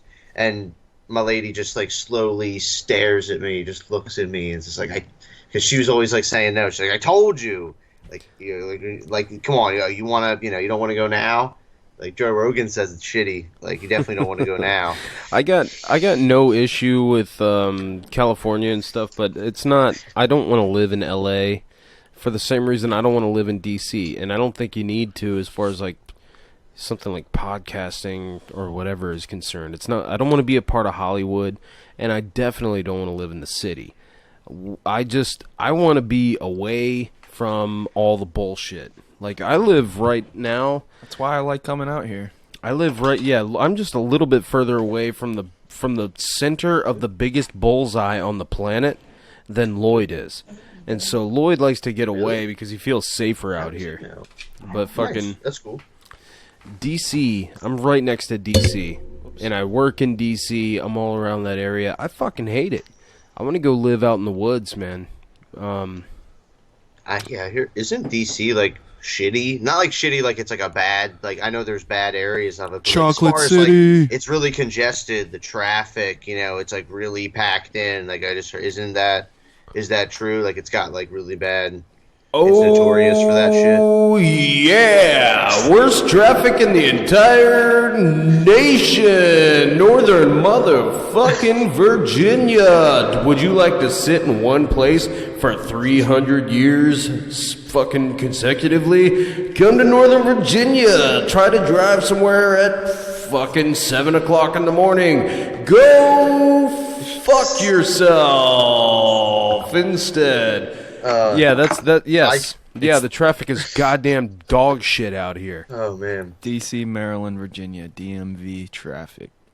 Dude, I'm one of those people you talked about earlier. I have a 5-minute drive to work every day. Yeah, I'm not talking shit. That's what I want. That's what I want. Yeah, but it's like, dude, I'd fucking drive farther for a better job, paid a little bit more, Yeah, maybe up to 30 minutes, fucking an hour or something, but like what you're talking about was great. That's crazy. That's where that's where it's shitty.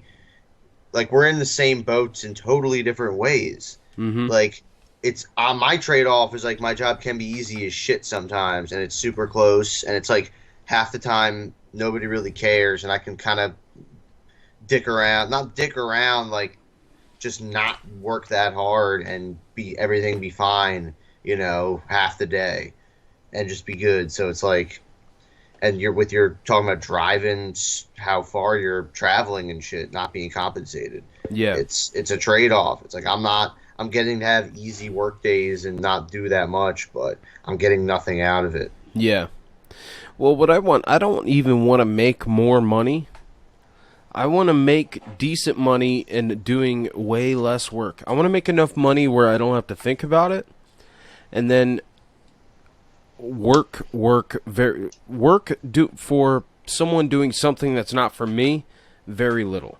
But that's what I'm trying to do in a lot of respects, is to find a way that I can make money doing something that I want to do. Isn't that kind of the goal of life? I think it pretty much is everyone's goal. It starts right there. And I don't even know. I was like, I seriously have no fucking clue what I want to do. Like, I even, like, have thought for so long that, like, I definitely would, like, I think it would be I think I would really enjoy being a chef. Like, I fucking, like, kind of, like being in a kitchen cooking, fucking, like, just going, work it. Like, I kind of am decent at it, whatever, like, but not, like, on a high level or anything. But then it's like when I really start thinking about it, getting into it, like, with business stuff and how much work it is, it's like, I'm thinking, I don't know if I actually want to do that. Like, when you really, like, are, like, sit down and like, I want to be a fucking chef. I'm going to, like, research food trucks and break down all this prices and fucking think about, like, everything. It's just like, holy shit, I don't know if I really want this. Sounds like you were inspired by the movie Chef. I did not see it. Okay. So no. So no. Heard it was good. A dude in my work told me to see it a bunch of times. Never saw it. I'm that guy. Always. People were like, see this, do that, check this out. Months go by. Did you do this? Nah, it's just... No. Well, nope. You do kind of have a family to care about over... Yeah. I just... Dude, if I had a superpower and I said this in a work training thing and everyone, like, laughed and thought it was weird and funny, hopefully, I don't know if they thought it was funny, but... what your superpower could be, and I said that I wanted to not have to sleep. Yeah, that'd be the shit, because dude. I would just, like, fucking go. Like, I would just be able to not, like, you'd be, like, the smartest person in the world. You'd be, like, a triple, what is it called? Fucking triple coral? Or, what is it, with the stripes on fucking black belts that, like, the Gracies have and shit, like 7th degree black belts. A coral belt in jiu-jitsu? Coral, yeah, in fucking jiu-jitsu. There's only like 3 people that have them. Like, you'd have that. You'd speak 10 languages because you could just you'd just be constantly doing shit, and all those hours would add up over like a lifetime. You know what I mean? I'm super efficient. I'm super efficient at night. I know exactly what you mean. In the middle of the night, when I just keep going, probably like I'm going to do tonight. Sativas, I think, Yeah. Fucking out here in Pennsylvania, I don't know what the fuck I'm getting, honestly. I'm buying weed. I mean, it's, even when it's good, sometimes I can kind of tell, it's a little bit different. Yeah, I've never smoked weed, but, Really? Let's just say, yeah. Anyways. Chris said, tell him to hit the Bing again. Right after he said go to school. I find it ironic. No hate, Chris. I know it's a typo, but it's funny looking right here. I kind of want a screenshot. But yeah, you never know. When you're young, you don't know what it is that you want to do. I don't think anybody does when they're 17, 18, when people expect you to pick something to do for the rest of your life. That's funny that you say that, because he's just talking about, I think that it'd be cool to be a chef. That's an interest of his. And my little brother, he's a senior in high school right now, and I'm super proud of him because he does have an idea of what he wants to do. He's going to a school specifically for their culinary arts program, and they're actually ranked currently 3rd in the country on the D3 level, and he's already basically I don't want to say he's getting. They're giving him money. He's not getting like a huge scholarship, but we're getting a little bit of leeway. Our family is with his talents in the wrestling field. So that's going to be really cool. I'm super excited to see that. He's going to be all the way up in fucking Rhode Island doing it, so it's going to be hard to make it to competitions and stuff like that. But dude, that's cool. A wrestler chef. Exactly. That's some cool shit right there. Yeah, he says he wants to be a dietitian. I think, man, you have any idea what you want to do at that young of an age, fucking go with it. When I went to college, all I cared about was sports. I just wanted to be a D1 wrestler. I didn't fucking know what I wanted to study in school or anything like that. I just kind of fucking showed up and was like, okay, I'm here to wrestle, and shit doesn't always work out. And there wasn't really much of a backfall, and I kind of hated a lot of college years because I was lost. Like, okay, I'm not wrestling anymore, and I came here to wrestle, so why am I in college anymore? Unless my son is fucking the most dedicated person in the world to exactly what he wants to fucking do when he's 18, when he graduates high school, I'm not letting him even go straight to college. I'm just not going to. Which is, I was kind of forced into it. I mean, I could have been like, nah, and just hopped on a train and gone to fuck you town or whatever. But my parents were like, yeah, you're just you're going to school, Meanwhile, I went to a community college and wasted a year and a half. And got failing grades and shit and changed my major in the middle of a year of, whatever. In 3 semesters, I changed my major. And, it just, I didn't know what the fuck I wanted to do. I felt like whatever I was going there to do was what I was going to do for the rest of my life. And I didn't have any... I had work experience, but no real job. No, not what I would consider a real job work experience at that point. It was just restaurant work. It's not that working in a restaurant isn't a real job, but I was a waiter, or I worked at a fast food restaurant, or whatever, for as a kid. All I know is what I like to do as far as making money. I like to not have to use my fucking brain as much as I can. Look at this shit, dog. Let me just fucking use these things, pick things up, put them down, go home. Go home. Dude, my thing is like it's so similar. It's so my whole thing, restaurant work. I would smoke blunts out back of a sandwich place I worked at, like with the other people I work with, and like I was in like 10th grade and I worked there like every single day after school. Oh yeah, when I worked at this bar, we would just smoke. We fucking smoked so much, and literally the owner would come out back like, "Hey, there's orders up." Like, okay, and like go back in and do it casual as fuck because he didn't care. Then I found out years later that apparently he would when we would close the place up, he would drive down to Atlantic City and like gamble and drink and shit, and then like come back and open the store up in the morning without sleeping. And like he would always be like tired and like sitting down and sleeping in his office and shit. I never knew, but I found out it was so funny later on. Dude, I went to fucking like technical high school and shit for welding.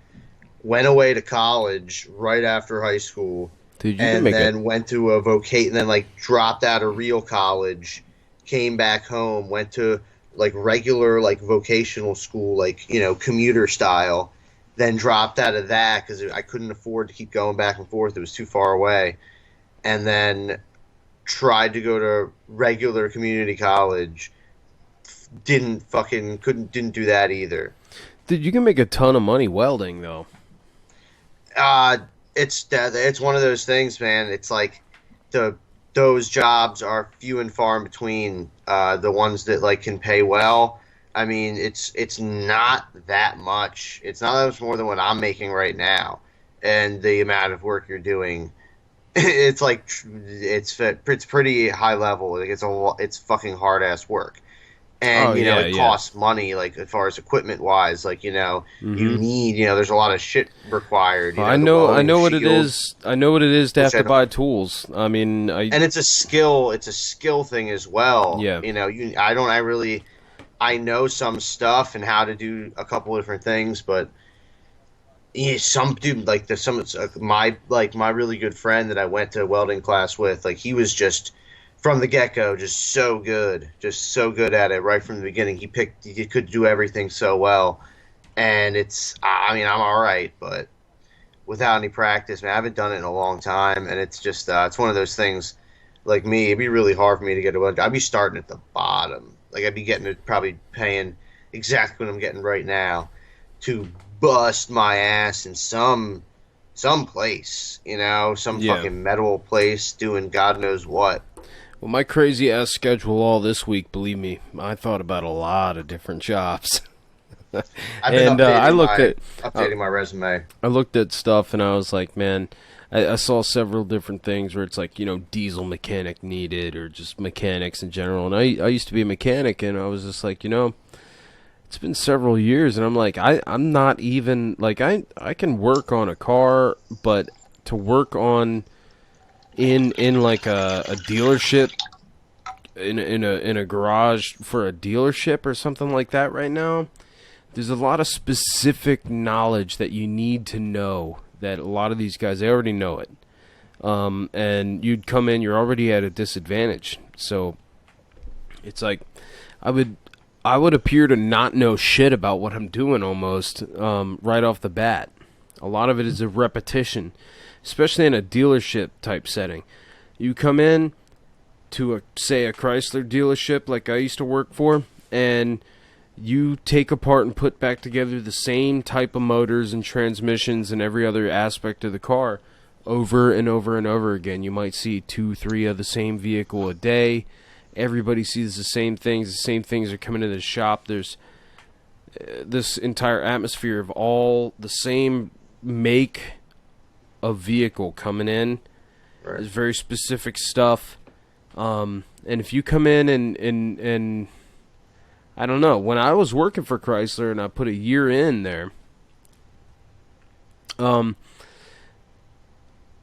there's not a whole lot that could come in that door that I wasn't already familiar with already. Something that I couldn't tear apart or have already been balls deep in. But if I went back there now, I'm sure they got at least a couple newer models. Some older stuff I'd still be relatively familiar with, but it would be different. It'd be like going back in and starting over. It'd be like it was a baby. Even though I have the tools I need for the most part, and then, you know, but it's a different thing. It'd be like starting over. I've been off for too long. You know what I mean? I haven't done it. I So- feel the exact same way. It's like a skill, and like if you don't practice, it's like playing an instrument. You don't practice it, you're gonna be rusty. You're not gonna be good at it. You're not gonna really know what's going on. I'm sure I probably would not, you know, be that great at welding for sure, especially handling the machines and stuff. Anything that's like newer. I mean, geez, who knows, man? If they had like the shit that I was working with, you know, this was like 2008. So like by now, there's probably some really shit that's out of my league. Yeah, and And then I'm there's sure with cars it's the same way.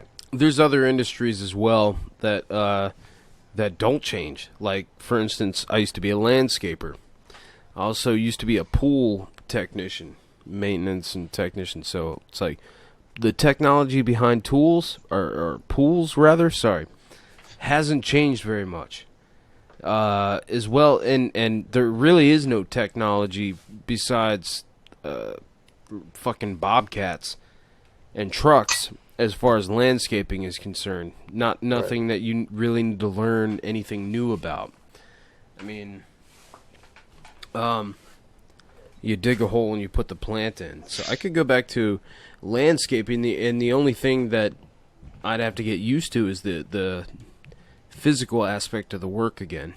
But Dude, if you know the ins and outs of landscaping, man, that's a very profitable business, you know. And it's kind of. I mean, kind of. You think you don't think it's it's competitive.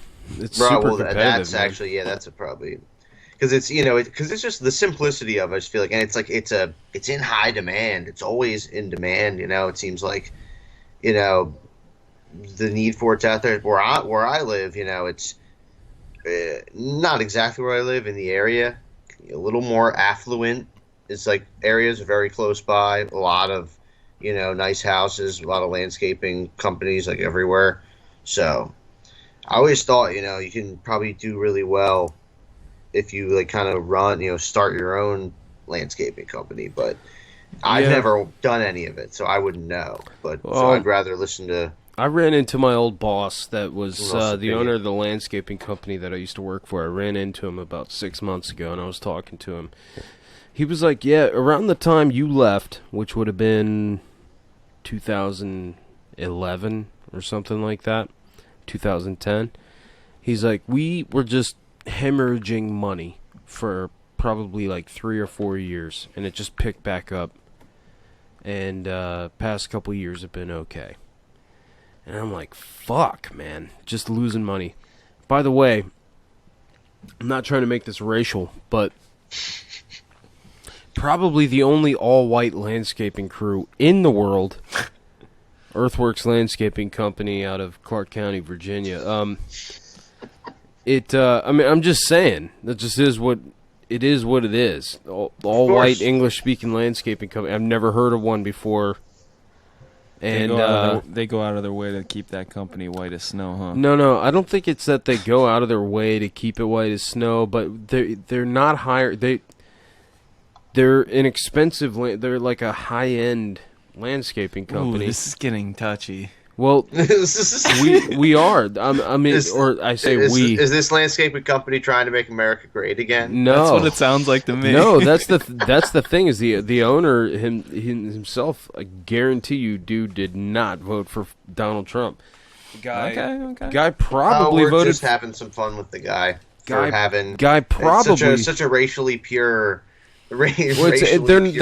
Landscaping crew. I said all white, but really what I mean is that there's no Aryan, all Aryan. No, not even like they're now when I was there, it probably was like pretty much all white, but there's a dude there now that's black. But what I mean is that really that's most good. Mix it up. What I'm really saying is affirmative that action got to the whatever. Wow, he said forgot their name. Got to the crew, landscaping crew. Earthworks Landscaping Company. Earthworks Landscaping. Got what to I'm, him. What I'm really saying Uncle is Sam that got to him. A serious melting pot now. It's not that they hire people based on race, but they probably are not going to hire somebody who doesn't speak good English. And that's one aspect of it. And I got to tell you, this is how landscaping companies operate pretty much all across the U.S. And this is because it's competitive.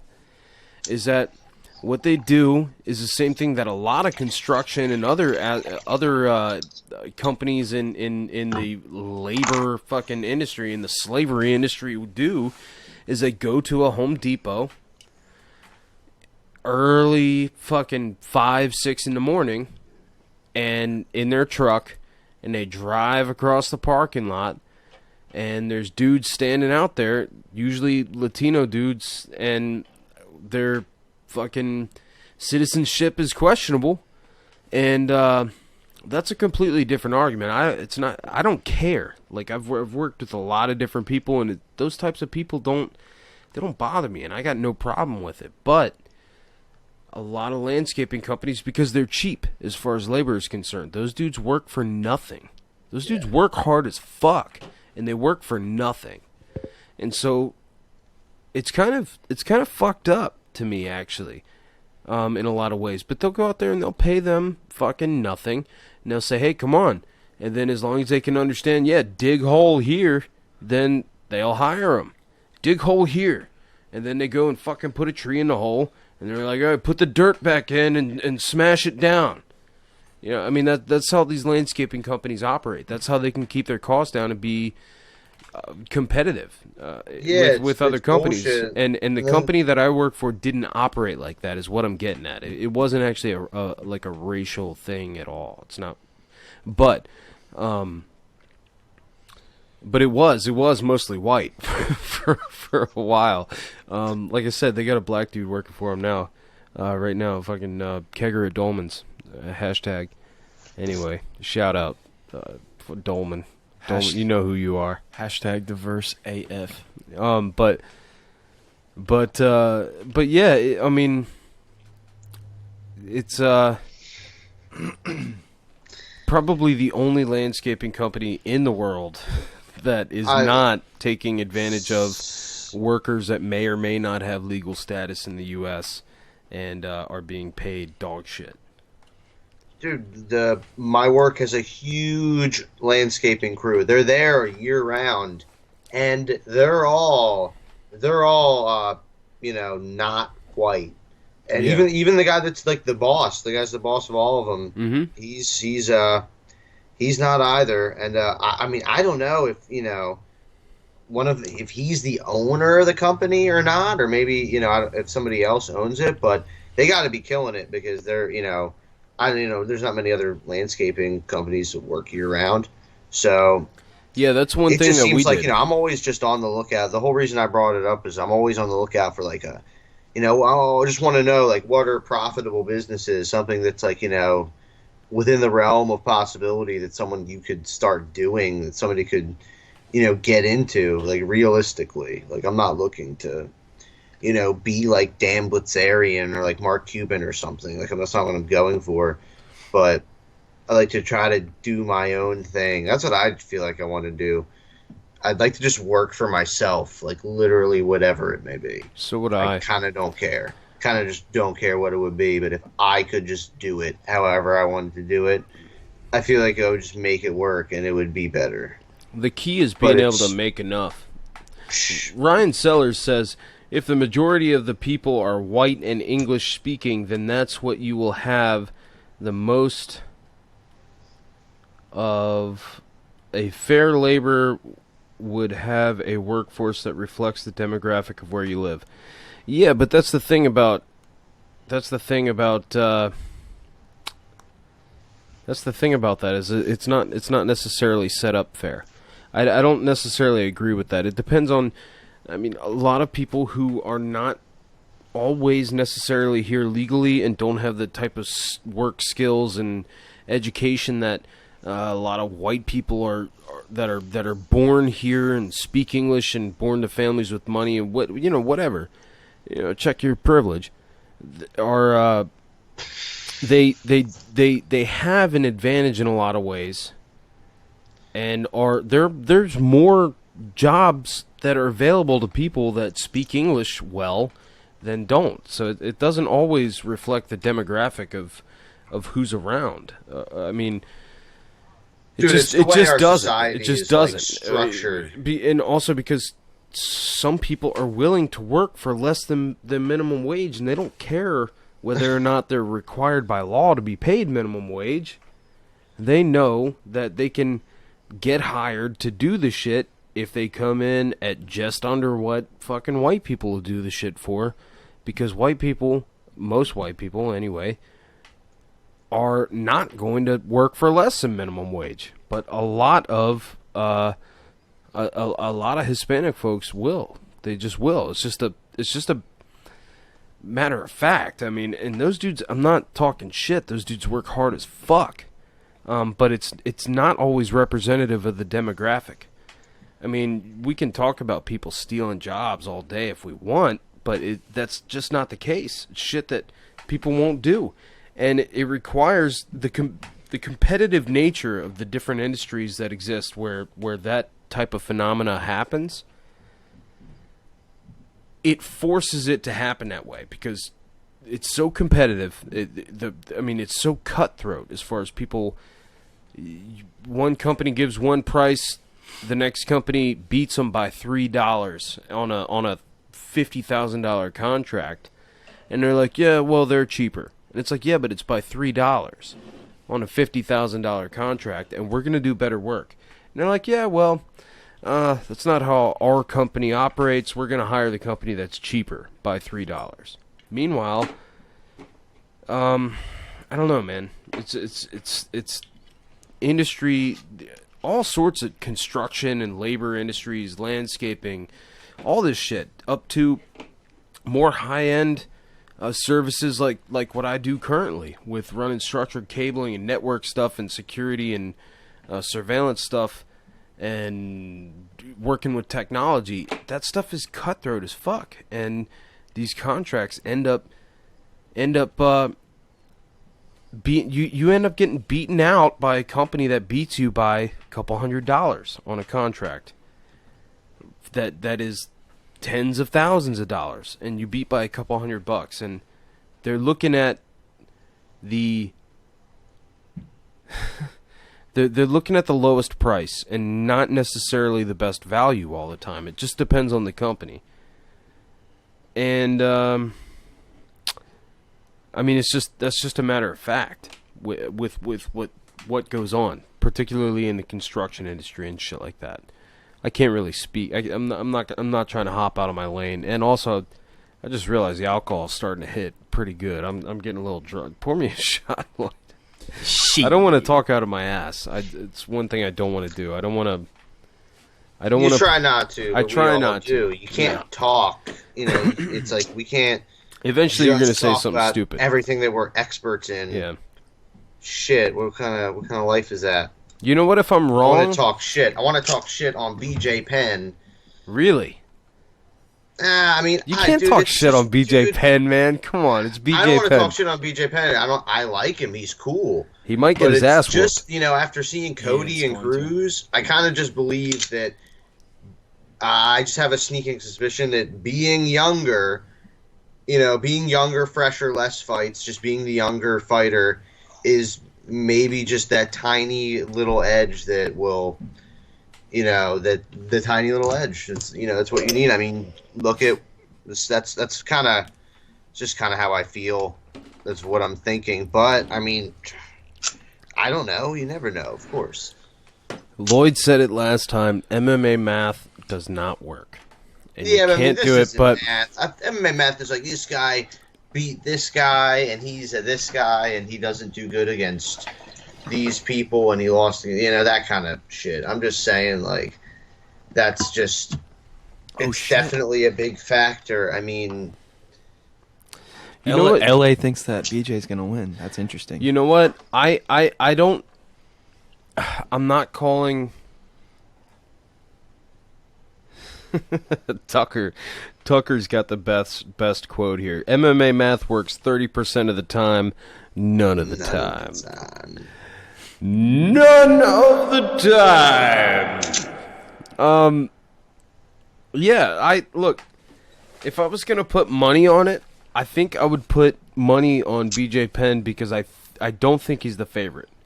So, and I think that he could pull. I mean, it's fucking BJ Penn, dude. All I gotta say is if you he looked goddamn awful last time I saw him fight, but whatever. Well, when was that? Fucking 1983? Like, when was the last time BJ was fought? His last fight? Let's look it up. I'll look it up. There's a meme I think it was like 2010. No. He fought Frankie Edgar for the third fight in like at least 2015 at the longest ago, which it might have even been 20. Been longer, what? A little longer than that. No. It said Sage Northcutt couldn't drive a car.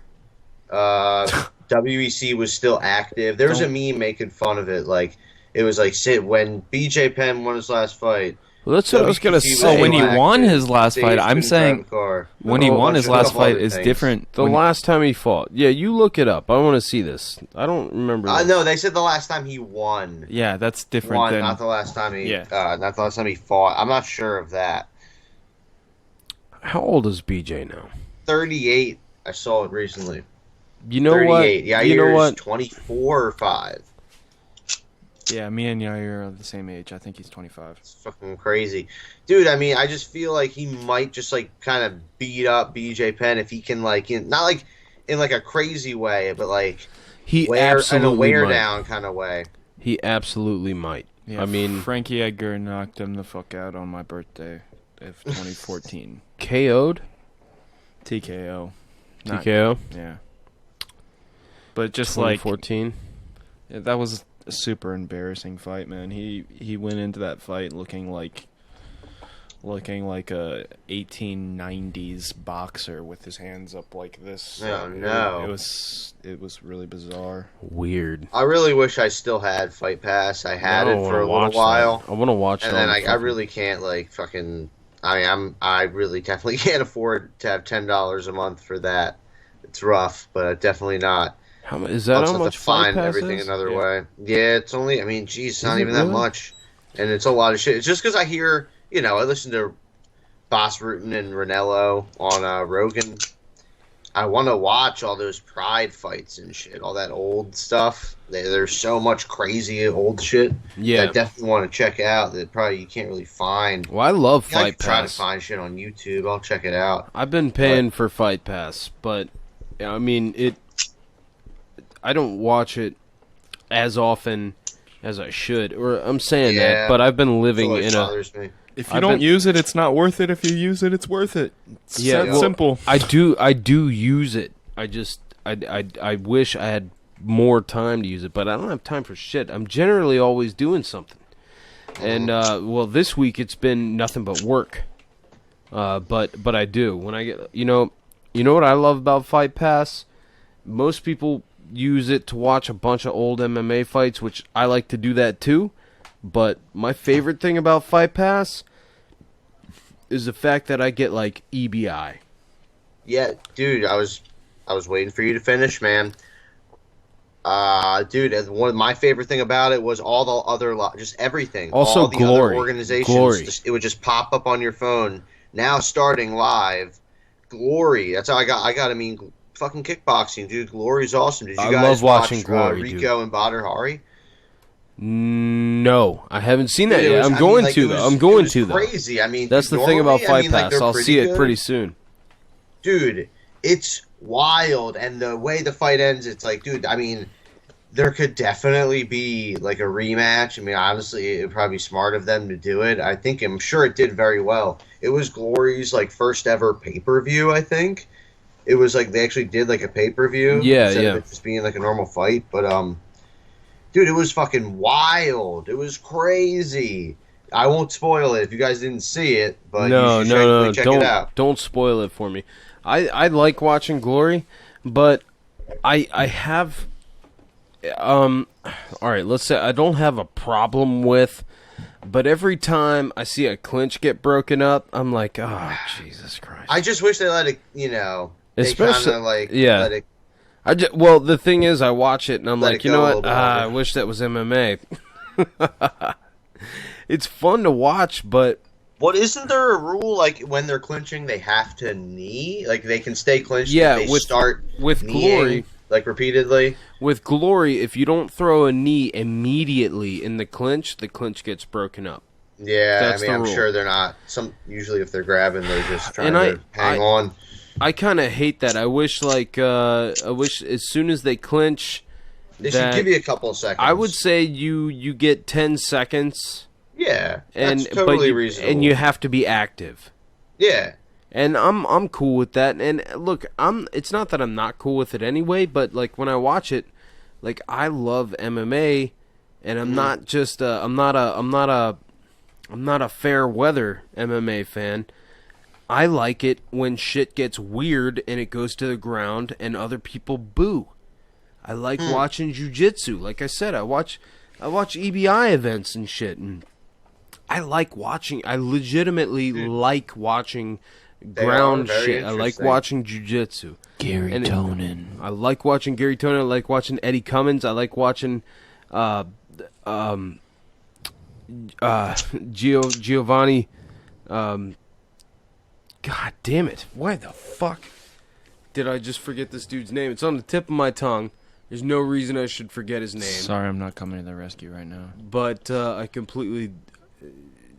God damn it! This is so fucked up. Cause I'm a big fan of the dude. There's too many people. It just came back when I started typing his name. Gio Martinez. I like watching Gio Martinez fucking beat Eddie Cummings in EBI 10 with Shit, I forget how he did it. But anyway, it wasn't expected. I mean, jiu-jitsu is cool as fuck, man. I don't care what anybody says. Gio Martinez. Did you ever Yeah, hear that's what I just Eddie Bravo said on Rogan one time that he wants to put striking into EBI, palm Yeah, striking? they're doing that. They're doing that now. Really? Wait, you mean like now already? Like they're hitting each other It's like- now? it's Or like- they're going to? As far as I understand, it's like the next event. They're gonna be doing like what? open hand slaps, but it's not. Yeah, it's like palm strikes. It's not every EBI match. Okay. There's regular no gi jujitsu EBI Yeah. grappling, and then you know how they would do the like special matches in between fights, and they would have kids do it and stuff. Well, they stopped allowing him to do the kids or minors, so he would have Grace Gundrum. And oh shit, I can't remember their names. I'm so horrible with fucking names. But anyway, they would have minors, kids, do jujitsu matches. And I guess on one of the last events, a girl got her fucking leg. She got heel hooked and she got fucked up. Ah, shit. And I guess it was the UFC or whoever with Fight Pass was like, "Hey, look, we can't do the minors thing anymore," which is fucking upsetting because that was super exciting. Yeah, it was like two 16-year-old chicks going head to head. Oh, it was fucking amazing, dude. It was awesome, and it's like Grace Gundrum. Like I have a subscription or whatever to 10th Planet's website and their shit, and I watched 10th Planet shit as part of the way that I train, kind of, because I'm kind of I don't train with a school so much anymore. I used to train with a guy. I've trained with a couple schools, but it's not. I can't afford to go to a school anymore, so I roll with a buddy of mine. And that's just the level of jiu-jitsu that I'm fucking with right now, but I watch 10th Planet shit. I subscribe to it. It's like $5 a month or something. And I've watched this girl train a lot, and Grace Gundrum, and then watched her at EBI, and it's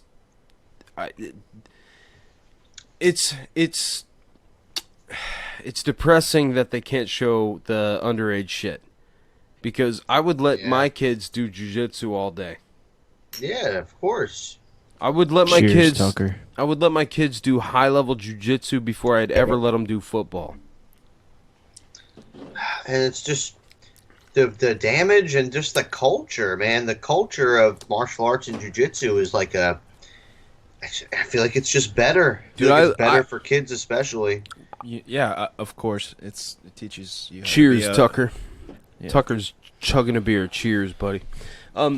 I'm with you 100 billion%, man. Like, I wish I'd found jiu-jitsu when I was a kid instead of I mean, I kind of knew it existed when I was probably like 12, 13 because of the UFC, but well, just then, were you hinting at like the safetiness differences? Yeah. Okay, well, I have a lot of opinion on that because I have been doing head-to-head combat since I was 4 years old, and I genuinely believe that even a sport like soccer or basketball is technically more dangerous for injury when there's more people out there on the court, on the field, whatever.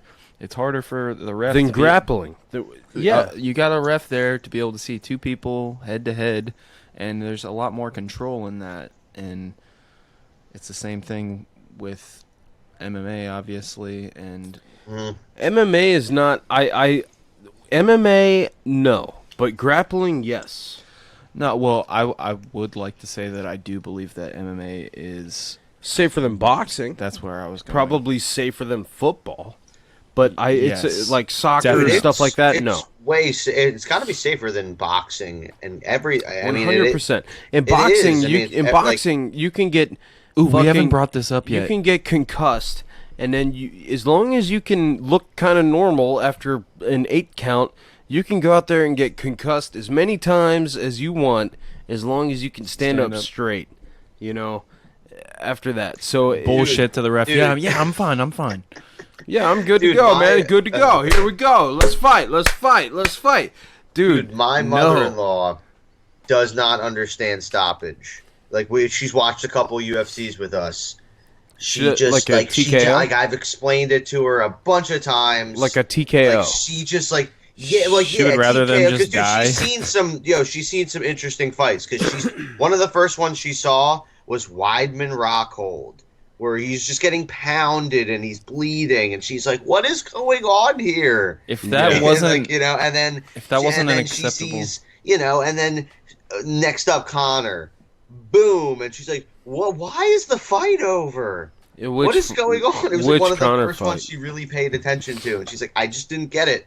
And then like a couple more times, and it's just still, and I was like, saying, I don't know if she saw Ronda, but it's just like, dude, it's just. Yeah, well, it's like if you watch. It's actually better. Like, they think it's brutal. I You don't understand watch- why people yeah. think it's brutal, but actually it's like it's being anytime it's about to get brutal. Well, it stops. occasionally you'll have a bad stoppage. Occasionally, but for the Yeah, most but part, it's like if you rare. watch the Amanda Nunes and Ronda Rousey fight, It's that great. just happened It's great. 2 weeks ago or whatever. That was a perfect, in my mind, stoppage. Mm-hmm. He let it. Was that Herb Dean ref Mm-hmm. that fight? correct. So he stopped that fight. He let it go just long enough, in my mind. Watching it happen. I don't Sometimes, wanna talk about it. yeah. I mean, we already did talk about it once, but I'm only he saying let that because I'm a little butthurt Ronda fan, and I know that's embarrassing to admit. Whatever. He let that go the perfect Dude, amount of everyone's time in hype. my mind. If it had gone any more, what he did was he saved her from being seriously fucked up.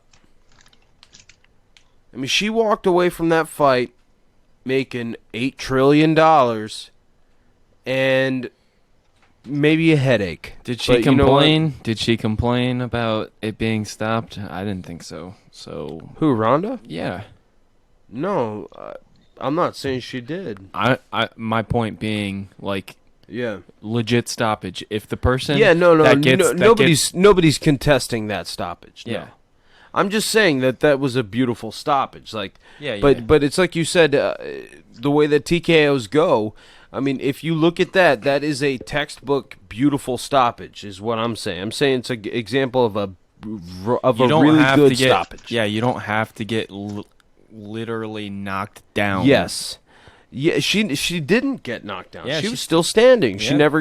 never fell down once. Well, that's what Alvarez did to. Yeah. Meanwhile, Cody Garbrandt fucking fucked up Dominic Cruz.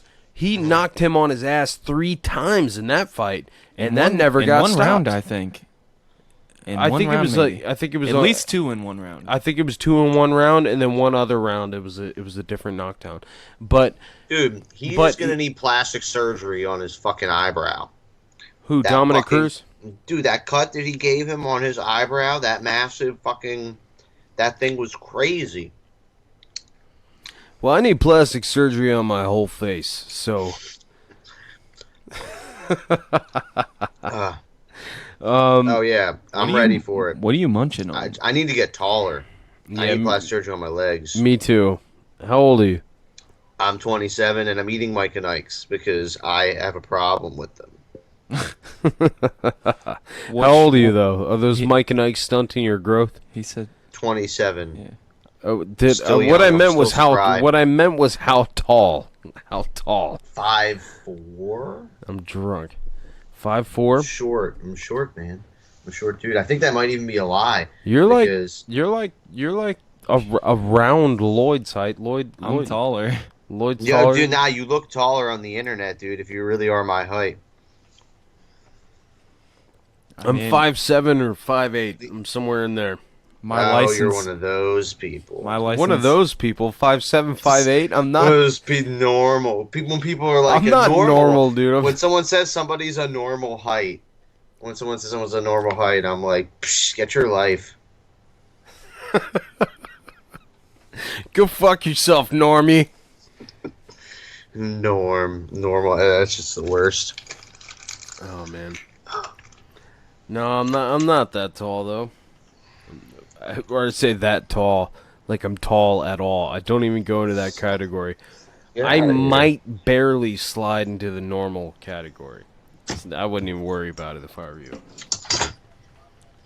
Oh, check this out. This is stupid. This thing is so cheap and stupid. It's like not high quality at all. Yeah, those things are weird. They're like double-edged fucking folding knives. Like those things. It had another one that you put in, and so it was like an X. You know, there was another one of these identical knives like this. So dumb. That's kind of weird. Flea market. That's super flea weird. Market. That is some flea market shit. Of course. I don't know why. You know, I think I might have been in middle school when I got this thing. Wait, hold on. We were talking about the Cody Garbrandt and Dominic Cruz fight. Tucker says Dom was still there though, not unable to defend himself. I agree 100%, but it went all 5 rounds. I mean, it went to a legit decision for a fucking championship 5-round title fight. And 100 billion% you got to score that fight for Cody Garbrandt. He clowned that dude the entire. I agree. It's a fact. It's done. Yeah, he was not. No, he was not. He didn't get KO'd. He didn't get finished. He didn't. But yeah, I mean, if it doesn't make a difference because that's a 1 year, like 1 year ago in January, around now, is when Dominic fought TJ and took the title back. Same way, decision. Well, you know what though, that's how he got it. You know what I like? I like to do this mental exercise where I think what would happen if there were no rounds and the fight went indefinitely until someone died. I've said this. No rounds. No rounds, and the fight continues to go until someone dies. What would have happened? I'm saying Michael Bisping and Dan Henderson. Guess what? Dan Henderson would have won, and there would not be a Michael Bisping. So all I'm saying is that you have to be careful what you're super cocky about. You can't get super cocky about a decision. But in Cody Garbrandt's case with Dominic Cruz, he whooped that ass. And if the fight had continued to go indefinitely with no rounds, I'm pretty sure Cody Garbrandt still would be the person that's alive. Dude, Edmund wants to talk about head movement. And LA, Edmund wants to talk about head movement. Yes. Fucking Cody's head, dude. That shit was. I mean, you see it that. It was beautiful. You see that GIF once or twice, but that one man they have, it's like 4 or 5. Like he moved his head out of like the way of like 4 punches, like in a row, like bop bop bop bop. Yes. Or 5. I don't know if it's 4 or 5, but it's like a bunch, and that's what Floyd Mayweather does. It was especially memorable. Speaking of Floyd Mayweather. Oh, come on. We're going to talk about this? We're going to talk about this stupid thing? Oh my god. They're just doing that to justify Skip Bayless's show. LA, I'm not it by any means. LA said Cruz will come back like a boss. I'm with you, LA. It's not like Dominic Cruz is done or anything. Dominic Cruz is a champion. He's a fucking ridiculous fighter who's amazing, but that's part of the thing is nobody's ever done that to Dominic Cruz, and he got clowned on, son. I mean, and he is so unorthodox and weird that it's like Cody Garbrandt put all of Dominic Cruz's fights on repeat and sat there and watched them for 38 days straight. Dude, let me tell you, the show keeps rolling. I'm sorry, Dominic, but yes, it keeps going. Yes, on to the next. Eventually, someone's gonna beat you. Eventually, someone's got your number. And Dominic might have let his guard down a little bit. He might have been like, you know what, this is just another guy. Do you think he had any of that going You on? said that a lot. Yeah, I definitely think that he overlooked. Well, him. yeah, I'm sure he said that, but I think that that's a tactic where you downplay somebody's ability. Yeah, you're Well, just Cody another seemed like such a dum in all of his interviews and He shit. did, yes. It made it seem way less intimidating to actually step in the Yes. cage with a guy who Yes. was like already flustered. But now I got to do my Joey Diaz impression. When he walked out there holding that little kid's hand, dog, I tell you what, I knew Wait, he had where this was- fight in the bag. Okay, dog. Let me tell you something, dog. Where Lee, you're was- going what, through what changes. Was that from? Was that from the church?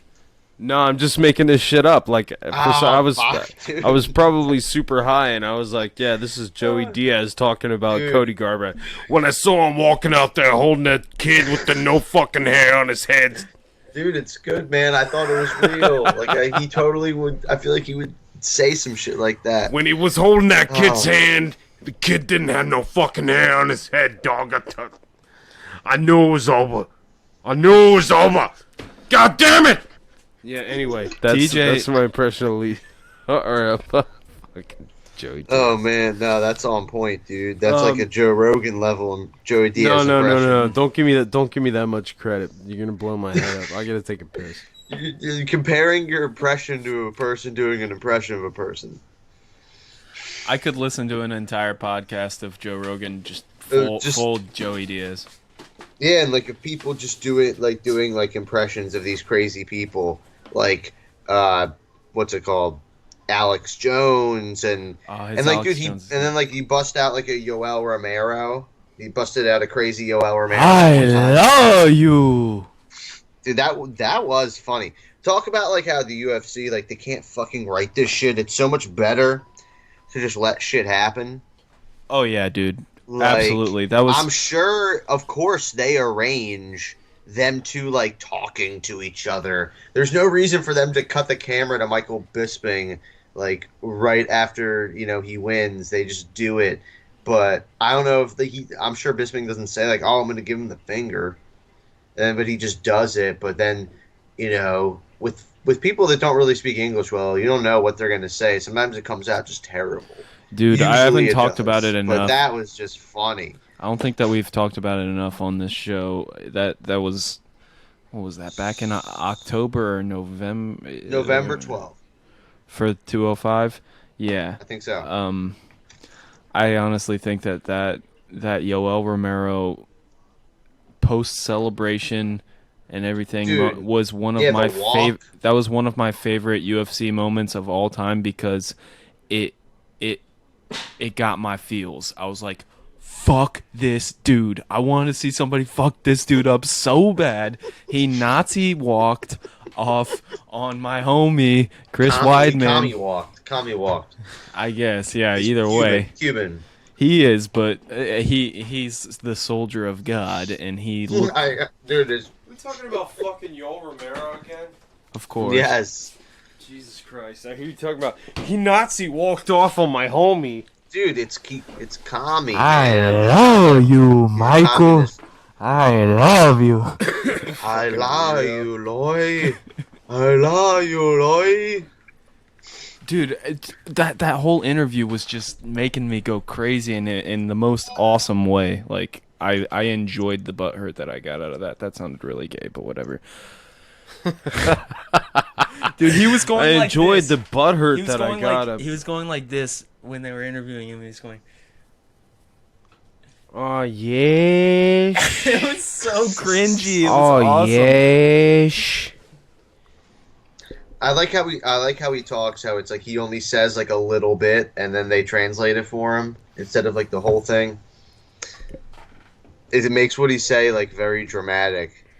I get a weird vibe off of him that Off of Yoel Romero? He speaks way more English than he pretends to be able to. He's one of those guys, dude. Come Anderson on. Silva was the best at that, and I loved it every time that Chael called him out for that. It's Like if I got all of a sudden super fucking famous overnight, I would pretend that I speak very little English. I would just be like, I know what I do when I come in and talk to people. I fight, and I fight, I do podcasting. Also, I was born in US. United States of America, but I only speaking so much English. Okay, that's what I would do. I would just they'd be like, yeah, but you're white. 100, 100, 100. And 100. Dad accent. what's your Dad first accent. language? And I'd be like, well, that wasn't an accent. That was just me saying 100 3 times in a row. 100, 100, 100. But yeah, I mean, I wouldn't have an accent. They'd be like, what's your first language? I'd be like, we in where we come from, we speak the words that come out, and I do the fighting, and then I talk to you on your press, and then I just want to fight for God and talk to everything else That to the sounds like best. sounds like a bad Anderson Silva impression. It's not even an impression though. This is exactly how I talk. Sounds like a guy on the prelims. I'd have more echo. I'd be like, yeah, I like to talk. Joe Hogan, thank you for for talking to me. Come on. Now I come on the fight, and then, yeah, that's what I would do. I'd do it for like 20, 30 minutes though, straight. No, you sound like some guy on the prelims, and he's not talking to Rogan. He's talking to John Anik. Yes. Oh man, I hope they don't bring in Mario Lopez like all the virus. That was a websites joke. Say. That was a Why'd joke. that even ever circulate? People were like Because really, like, because the guy believing that Mario Lopez well is because gonna commentate for the UFC. because Like, Mario Lopez legitimately boxes, and he's known from Saved by the Bell, and well, if they mean like a one-off, then yes. But people, that I actually think article that he was would going be- around a while back. I actually Like, think he's that he gonna would be. replace Goldberg or something. I think he would be decent, Mario Lopez. I'm sorry, I gotta say, Dude, I mean, it's like I'd be Mario super Lopez impressed if he decent? did, Yeah. 'cause I'm saying this because I don't. I'm not think they against could get Mario him. Lopez. I think that he would be a good commentator. I'm gonna say it straight up. I don't know if he would be a good commentator, but I'm not against Mario Lopez. But I don't know why Goldberg's got to go somewhere. It's got to be. I don't either, It's man. got to be Dude, I'm his telling you, decision. I think can't they see him let getting go. fired. I think they fired I disagree. him. No, they The fired signs him. pointed they fired him. They fired him. Why? For what? Like, what's I the read- reason? I read on some site that it's rumored that he could be a supporter of the MMAAA. Who gives a fuck? But There's also there's current fighters I that don't are know. in That's it. But that's it. I don't know. Well, There's really no else. There's no other it's There's really no evidence of anything at all. based off the articles I've seen. It looks like Jim Rome is up there. So I don't know how I feel about that. I think that he's not going to mesh well with Joe when they're doing it Hopefully- live. Well, that's the thing is if they Hopefully didn't, that will never happen. I'm sure they've done some sort of shit ahead of time. They've talked or whatever. But if he was not going to mesh with Joe, then I feel like they'd abandon the whole thing. I mean, I feel you like have nobody's to. talking about, Why? Hold on. Unless I just missed something right now. Why, other than the MMA, but, I mean, I feel like you'd hear about this shit. I feel like, I mean, that's one other thing is Joe hasn't, or I say Joe like he's like my friend I talk to on the weekends, but Rogan has not on his show talked about Goldberg leaving Dude, at all. let alone I know. having him as a guest I'm kind of ever. disappointed. Oh, he will I'm once hoping he's he actually will. gone. I'm to really get, hoping he does. If not, I'm going to start to be more disappointed. no, more if time he goes on. once Goldberg is actually gone and out, Yeah. and it has no effect on anybody. There's no conflict of interest or anything. He Yeah. will 100% be on the show. Guarantee it. That's I how hope so. Rogan. Rogan all over. and that's how they're going to open the show. So So he's going to say, "Here we go." Dylan Frost says, "Let's talk Cody versus Dillashaw. That's obviously the next fight at 135. I hope so. I listened to Dillashaw on Chael this week, and he said he got Cody 75% of the time in the gym. when they were both at Alpha. I believe it, but Cody's done a lot since then. He said, "What's your guys' thoughts? Think that's padded stats a little, or does Dillashaw got the upper hand?" Jesus, man, TJ Dillashaw's takedowns at UFC 207 versus John Lineker were fucking ridiculous. The shit, I mean, Lloyd, like his wrestling, his takedowns.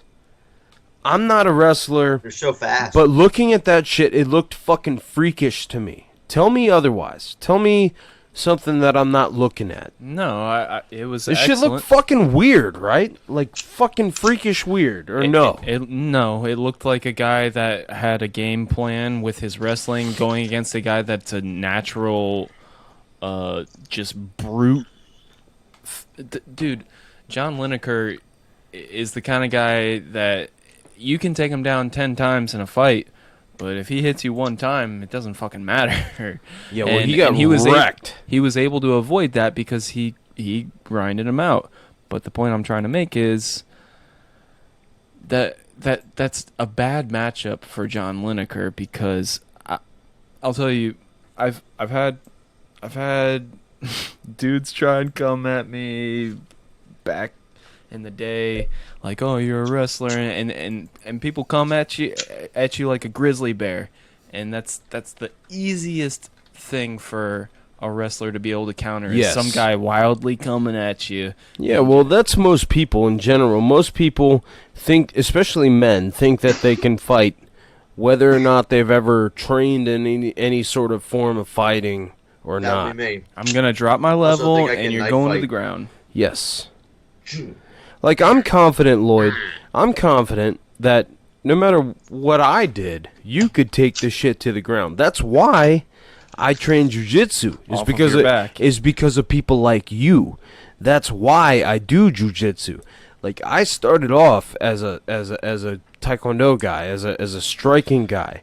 Like, if we're standing and we're 5 feet apart from each other, I can kick you in the face, no problem. It's not that big of a deal. It's been done. But if I did kick you in the face one time on accident, I'm sorry. But I'm not asking for another apology. I know you're not asking for it. I'm just saying I didn't actually mean to, but we were just fucking around. But I might have kicked you in the face on accident. But I'm just saying, like, the reason that I do jiu-jitsu now, because I did taekwondo and other striking stuff for a long time, is because of people like you that I know. I've seen it happen. Is people close the distance, you end up on the ground, all of a sudden they're on top of you and fucking wailing on your face. And I was like, you know what? I feel like the best defense for that, for someone like me that didn't do very much wrestling at all, is to be able to learn jiu-jitsu, which in my mind is, I fucking love jiu-jitsu. It's what I do now for fun. I don't do that much striking. I fuck around on a heavy bag and pads a little bit or whatever, but for the most part I don't do that much striking anymore. I do jiu-jitsu now. Striking comes, it's like muscle memory to me. I can throw kicks or whatever. I'm not trying to pretend I'm the best in the world at anything.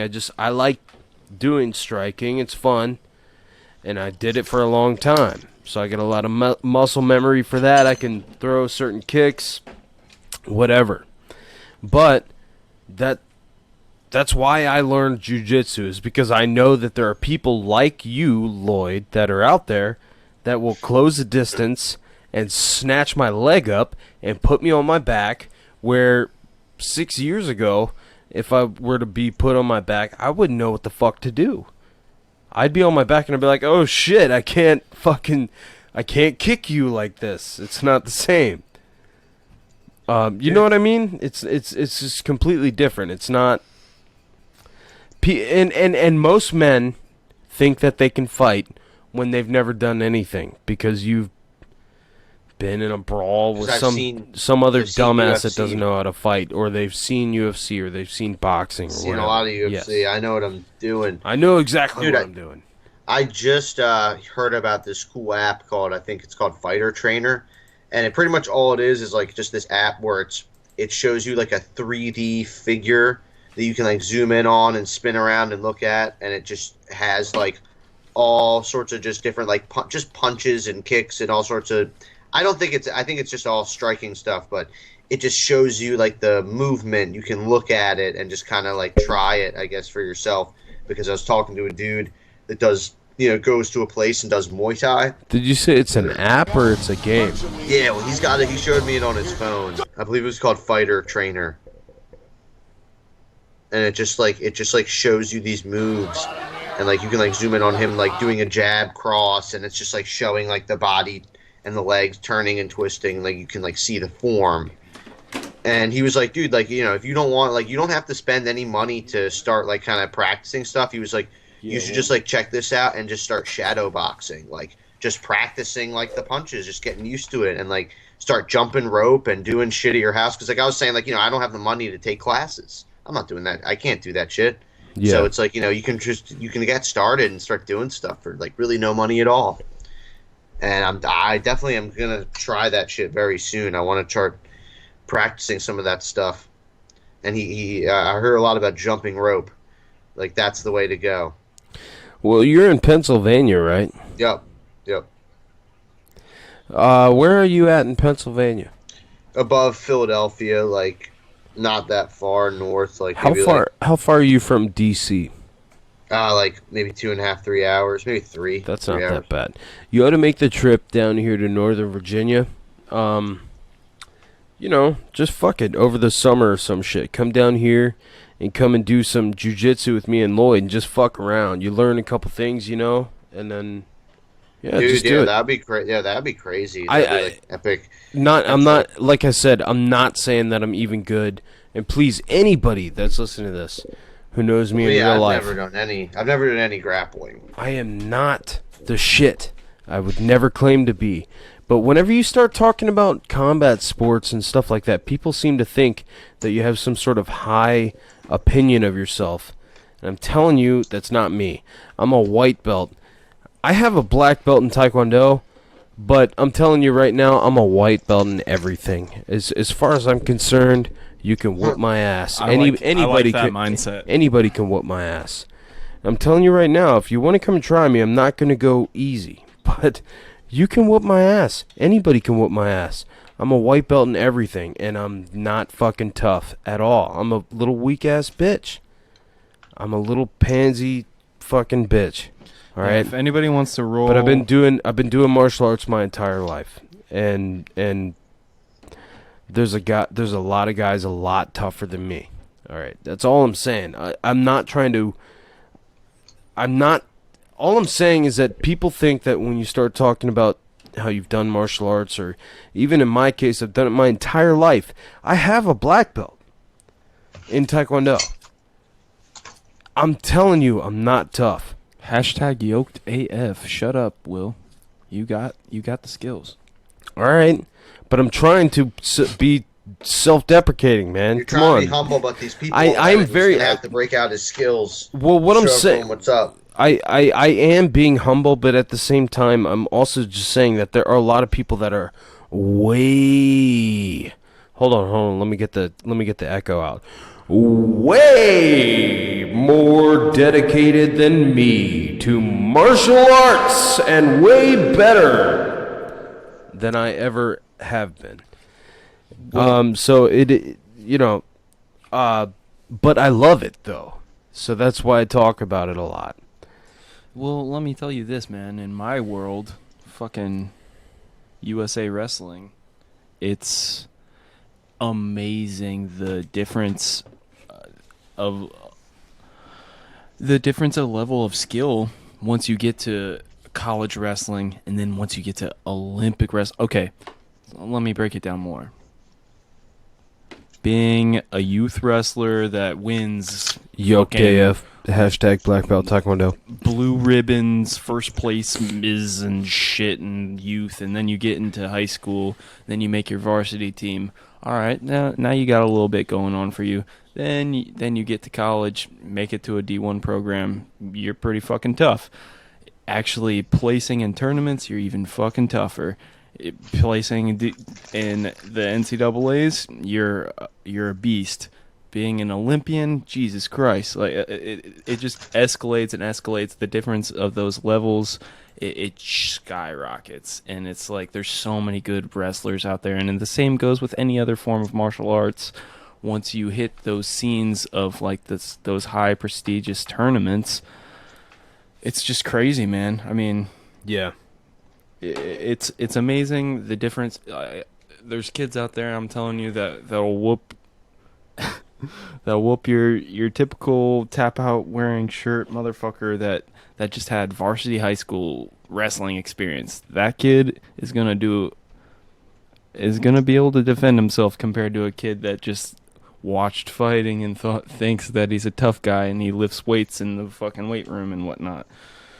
I don't even know where I'm going. Well, with there's a big time difference between somebody that is a lifter. I mean, even lifters, people that lift weights who have had their ass whooped when they got cocky once or twice by somebody way smaller than them. A lot of those guys are humble because they're like, yeah, you know what? I don't actually fight. I'm just a big ass dude. I'm strong or whatever, but I don't really like fight. There's a lot of lifter dudes that I've talked to that are like that. They're like, yeah, you know, I got kicked by this tiny dude in the mouth, and I was like, yeah, you know, I'm strong, but it's not like I'm not a fight. There's a big difference between having the skill of being able. It's a martial art, and it's the reason it's called art. It's because it's not always the biggest dude wins. It's not the biggest dude wins. It's not how it works all the time. Anyway, if you have no skill. If you're 110 pounds and you have no skill and you're fighting against a guy who is a power lifter who's 190 pounds and has no skill, he's probably gonna fuck you up. But you could put a 110 pound guy against a 230 pound guy. If the 230 pound guy doesn't have any martial arts skills at all, depending on what that 110-pound kid knows, he might fuck that dude up. And that's just how it works. Skill's always going to win. Skill's always going to win. Dude, not always. I think they were doing fantasy fights, and they wanted to put Cyborg against Ben Affleck. I was like, that's like the greatest fight I've ever heard in my life. I know the episode you're talking about. I remember that. People would legit be like, because people that do not know would be like, oh, there's no way that a woman's gonna be able to beat up a man. No way, a woman. I'm telling you, Yeah. I have done jujitsu. Under that, dude. I've talked about this multiple times, but I've done jujitsu with chicks that are like maybe 110, 120 pounds, and I've been choked out, and I'm a 200-pound man. With that does jujitsu for fun. Like I said, I'm not the shit. But I've been choked out by chicks that are like 110, 120 pounds. Pussy. Yeah. I'm kidding. Gay. I mean, say what you want is all I got to say, but this chick's a purple belt. The chick that I'm talking about in particular, she trains out at Justin Loft Brazilian Jiu-Jitsu out in Percival. And she's a humble, the chick is smart. God damn it, she will fuck you up, man. Shit. Gi Jiu-Jitsu out there. Shout out Justin Loft Jiu-Jitsu. Cheers. Justin Loft actually. Mark Hunt. Justin Loft just actually recently just liked the page and sweet. You said Brock Lesnar or something? Mark Hunt? No, I'm checking the comments. Stop it with your Brock Lesnar and your Mark Hunt. That's baby stuff. To quote Joey Diaz, if I can. Talking about Eddie Alvarez. When he took out fucking RJ. Oh, man. All that shit. Dude, it makes me laugh so Chris hard. Chris Julesford just said some crazy 3-word sentence. Hunt isn't skilled. Chris, I love you, man, but I gotta disagree on that. Mark Hunt. That's hard to argue. I mean, look at his K1 background, his kickboxing pedigree. I mean, Mark Hunt is a goddamn beast. He's Chris a big, Jolstrid. powerful dude. But Chris I'm just, Jolstrid, how dare you? Even Lloyd backing me up on this one. A lot of times me and Lloyd disagree on some dumb shit, but Mark Hunt is a skilled dude. I don't know. You can't really say that. I mean, I wouldn't say that Brock Lesnar is not skilled, but it would be more fair to say that Brock Lesnar is not skilled than it would be fair to say that Mark Hunt is not skilled. 100. 100, 100, 100, 100, 100, 100, 100, 100. I love that echo. God damn it. Anyway, that's all I'm saying.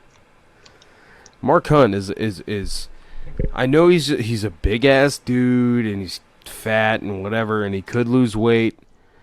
But he's got some goddamn power and he's got some accuracy. I mean, watch his punches. They're weird. These weird glancing blows that put you to sleep from outer space. That leaping left. Yeah. You know who also, there's a problem. Someone who also is very skilled with power and accuracy is Alistair Overeem. Oh, yeah. That's an issue in Mark Hunt's life. But, I mean, I don't know. Maybe he's going to redeem himself. I mean, dude, if he loses... Who, Overeem? I mean, yeah, he's already getting memed up for the whole tap thing. I mean, they're still making memes about Stipe tapped. You know what I mean? I've still see like new ones. I've seen them. How old is Alistair Overeem now? 30, mid-30s. Yeah, for sure. And he's had a lot of fights though, dude. He's like won 40 fights and lost like 10 or some shit. Yeah, he is. Something crazy. Yeah, he has damn near, even though that 50 fights is pretty high. And then I think he has. They're always like, "Oh, I have this many amateur fights and blah blah blah, underground bare knuckle fights." I think the heavyweight division is gonna have some fresh blood coming in pretty soon. Like, they need it, man. Yeah, Stipe needs to come out of his little retirement here, his little layoff. The heavyweight division is kind of stagnant right now, isn't it? I mean, you've got the same fucking people. I mean, I don't really know. Junior Dos Santos is still fighting. You got fucking Kane. Is that fight? Did they find a replacement for that? Not yet. As far as I know, you got Kane. You got. He's saying JDS. He's Fabricio Verdum. JDS was scheduled to fight Stefan Struve, and Struve had to pull out. Well, Struve has got some heart issues or whatever, but they said it was some shoulder bullshit for this time, but yes, this time, but he had heart issues prior, correct? Correct. 8,000 feet tall and everything. Yeah. Yeah. So, but I mean, the heavyweight division is you got Fabricio Verdum, you got. I mean, King, tentatively, Junior, you got Ben Brock Rothwell, Lesnar, you got Alistair. Ben Rothwell. What's the last thing Ben Rothwell did? But you got Alistair He's next, over. man. He's got to do something. He pulled out with Verdum. Yeah, you got through. He's got to do something. You got Alistair Overeem. You got Stefan Struve, maybe. Dare I throw out got Travis Brown's name? Cain Velasquez, Travis Brown. Let's throw it out there. Fuck it. The division is so stagnant and small right now. It needs all the help it can get. Throw out whoever All the these fuck you people can think are of. Derek Lewis. Scheduled too. Derek the Fucking- Black Beast Lewis. Roy Nelson. Yeah. I mean, Brendan Schaub. Come back, Brendan. We need you.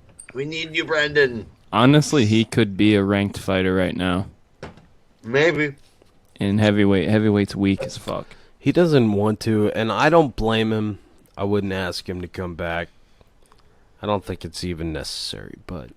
Well, do you want to be a And ranked Stipe- fighter in the UFC, or do you want to be a champion? There's a big difference there. Yeah, there's a big difference. But, you know what? You know what? If you got enough money where it doesn't matter, why go out and get punched in the head and potentially ruin the rest of your life? I understand that argument all day. But at the same time, in a lot of ways, it's just like, man, I want to fight. And I don't blame anybody for that either. And if I were single and I didn't have any kids, I would probably be pursuing that. But I got kids and shit, and I gotta make money. And God I'm not like... Damn it. That makes me feel like a piece of shit. I'm not the shit at kicking people in the head. Dude, if you don't want to, I mean, unless you want to be a fighter... Lloyd, do you really want to go out and get fucking punched in the head all the dream. time? Is it your dream? You're only 25. You could do that right now. It is my dream, I'll tell you. It's kind of my dream too, but I'm not going to pursue my dream. It's my dream to hear fucking Bruce Buffer announcing my name, having an interview with Joe Rogan and shit. That would be the ultimate fucking life accomplishment for me. And in the blue corner, a wrestler out of Chantilly, Virginia, Lloyd. Or hold on. 0 fights and 0 wins, 0 losses. A wrestler out of Chantilly, Virginia. Hold on, what was your high school? Chantilly High School. Chantilly High School. Hey man, how about Old Dominion Wrestling? Old Dominion Wrestling program. Lloyd, the motherfucker.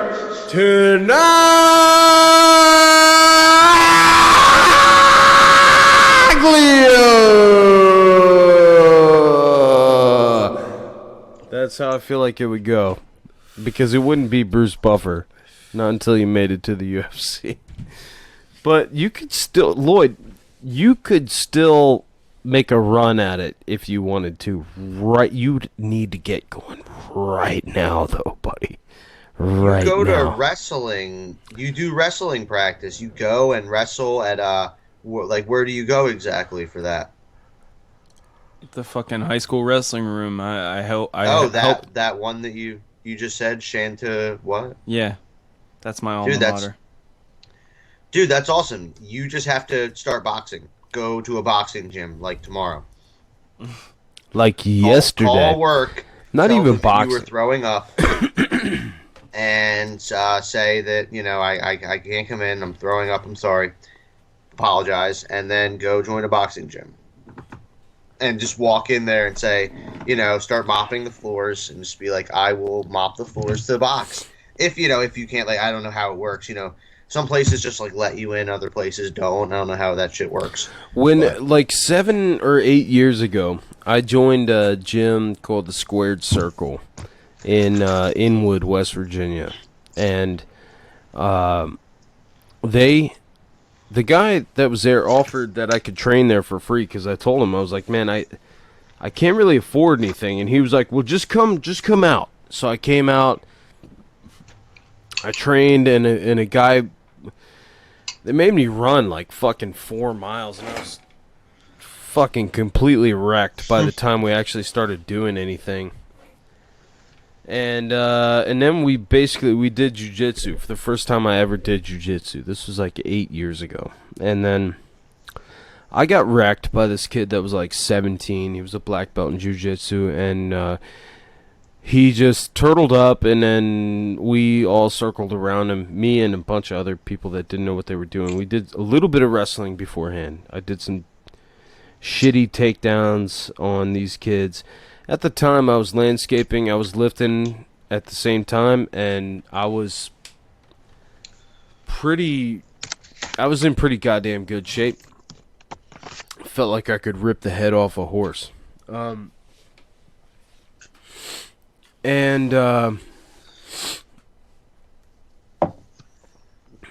would roll with this guy, and I lasted longer than most of the other guys that were there. Most of them were younger than me, and they didn't really know what they were doing, and neither did I when it come to grappling, but I lasted a little bit longer than them. But this kid, it was frustrating because I was bigger than him. I was older than him. He was a black belt, though, in jiu-jitsu. And this is when I really learned the power of jiu-jitsu. I was like, Jesus Christ. I mean, he just kept fucking choking me and arm-barring me. And both of my arms got fucking hyperextended a bunch of times that night. And, but anyway, I mean, it was a great lesson. But my wife was pregnant as fuck. She was like 8 months pregnant when I started there. Damn. Yeah, and so like a couple days later, I was getting ready to go back, and I was like, fuck. I was like, I can't. I was like, I just can't. Like, this is crazy. I got to work tomorrow. My wife is 8 months pregnant with my son. I was like, I can't do this shit right now. I just can't. And meanwhile, I mean, she had my son a month later, and best thing that's ever happened to me, my protege, if you will. And then 3 years after that, we had a daughter. And then 3 years after that, she stopped pissing and shitting herself. And I now actually have time where I can train and stuff. So I picked jiu-jitsu up again about a year-ish. Actually, a year and a half or ish ago, with my buddy Joe.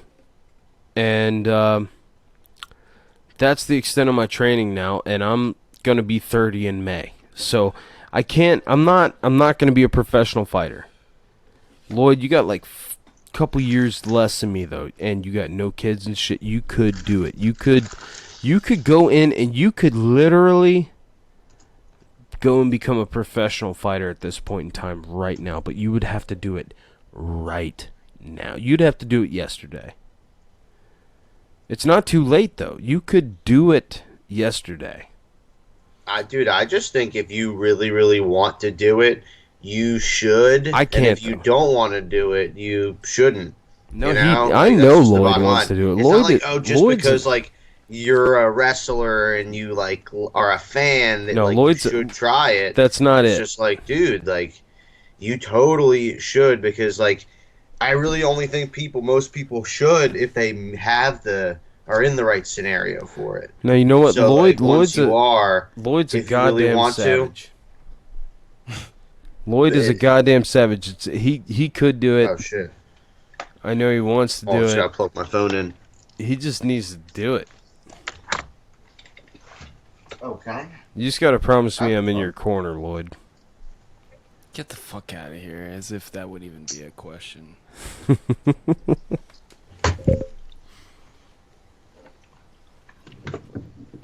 You know how much work I would put into just cornering you if I were in your corner somewhere on some sort of professional or amateur making fight. Me blush. I'd be like, Lloyd, he's gonna step in on this fucking whatever. But when I yelled out, it would be like, Lloyd!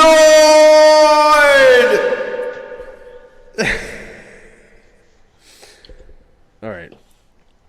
Seriously though. You know what you really need though? You need some high-end strike. It doesn't have to be boxing. It can be a mixture of different things. Muay Thai, boxing, also traditional shit. I mean, I'm serious, man.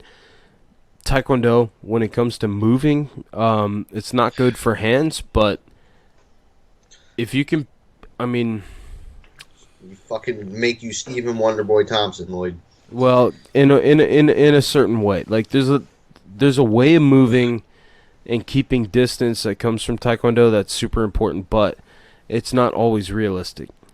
So hands are good, but everything, you just go to an MMA gym. You know what I mean? In a lot of ways. Yeah, it's just hard being in manual labor. It's hard to have the motivation to. I mean, I go to wrestling practice as a volunteer coach, and that's a lot of just physical work when I work with my hands on a daily basis. I'm not trying to make any excuses. I really am not. No, it's not. I'm It's just not an excuse, man. I'm You're just saying your explaining shit. myself. Yeah, it is. It's hard. That's what I was saying. Like I said, 8 years ago when I was doing that, I was digging holes for fucking 8-10 hours a day. That's what I was doing. When I started to try to go and train, and the experience that I was just talking about, I was digging holes. I was doing hard labor. Well, I'll tell you what. I'm not saying that. It's like.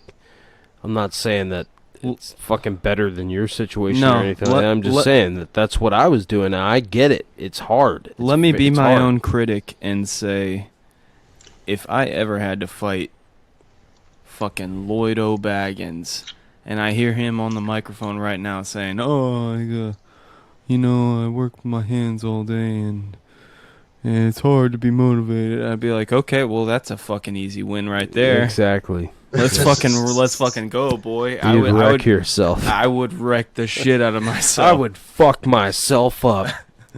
Tell you what, pour me a shot, Lloyd. I'm getting lit. It's time to get lit. How much time we got left? We've been going for 2:53. We got about an hour and 7 minutes left on the entire show before we get shut off. So, are you hanging in here with us, Dylan, or what? Are you hanging in here for the whole 4 hours, or what? Because I don't know, man. I might have to skip on out. I Uber for my extra money, and well, I that's gotta all do cool, it man. tomorrow. And the best, like, it's really the secret. See, because I'm not a fool. The secret is doing it in the morning, not doing it at night. Yeah. Bar closing.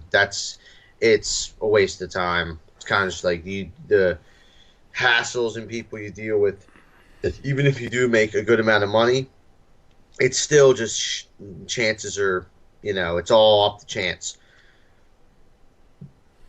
You guys got icy roads expected tonight? Well, I do not know. I'm just wondering because there's a couple things that I want to get into, and I want to save the time. And if you're going to hang around the entire time, then I'll start talking about it now. But if you got to go, then I can wait. What's going on now? So, you got me all intrigued. Okay, all right. Well, we found something earlier. All right. Well, there's a couple things. I got some listeners or some let them know podcast listeners stories that I want to talk about. Oh shit! I posed a question the other day about what the craziest shit that ever happened to you was. And I had some people respond and post some stories. And also, there's one news story I want to get into about the Marine Corps in Camp Lejeune back in the 1980s, which is specifically has something to do with my family. So, you got any family that's in the Marine Corps? My dad was in the Marine Corps. Your dad's a former Marine? Yeah, my dad, too. This was during Vietnam. My dad's a little bit younger than that, but yeah, my dad's a former Marine. My dad was Force Recon in the Marine Corps. Special operations and shit. And my dad didn't do anything cool. He went to Okinawa and didn't do anything. Yeah, my dad went to Okinawa, too. Did either of them get to meet Mr. Miyagi? He said he didn't do anything. I don't know if he is lying or not. But yeah, I think my dad killed about 38 people. I have no fucking idea. Did either of your dads meet Mr. Miyagi? My dad is Mr. Miyagi. Well, Will's dad might have shot Mr. Miyagi. 38 people. Yeah, Shit. I mean, look at my eyes. My dad is Mr. Miyagi.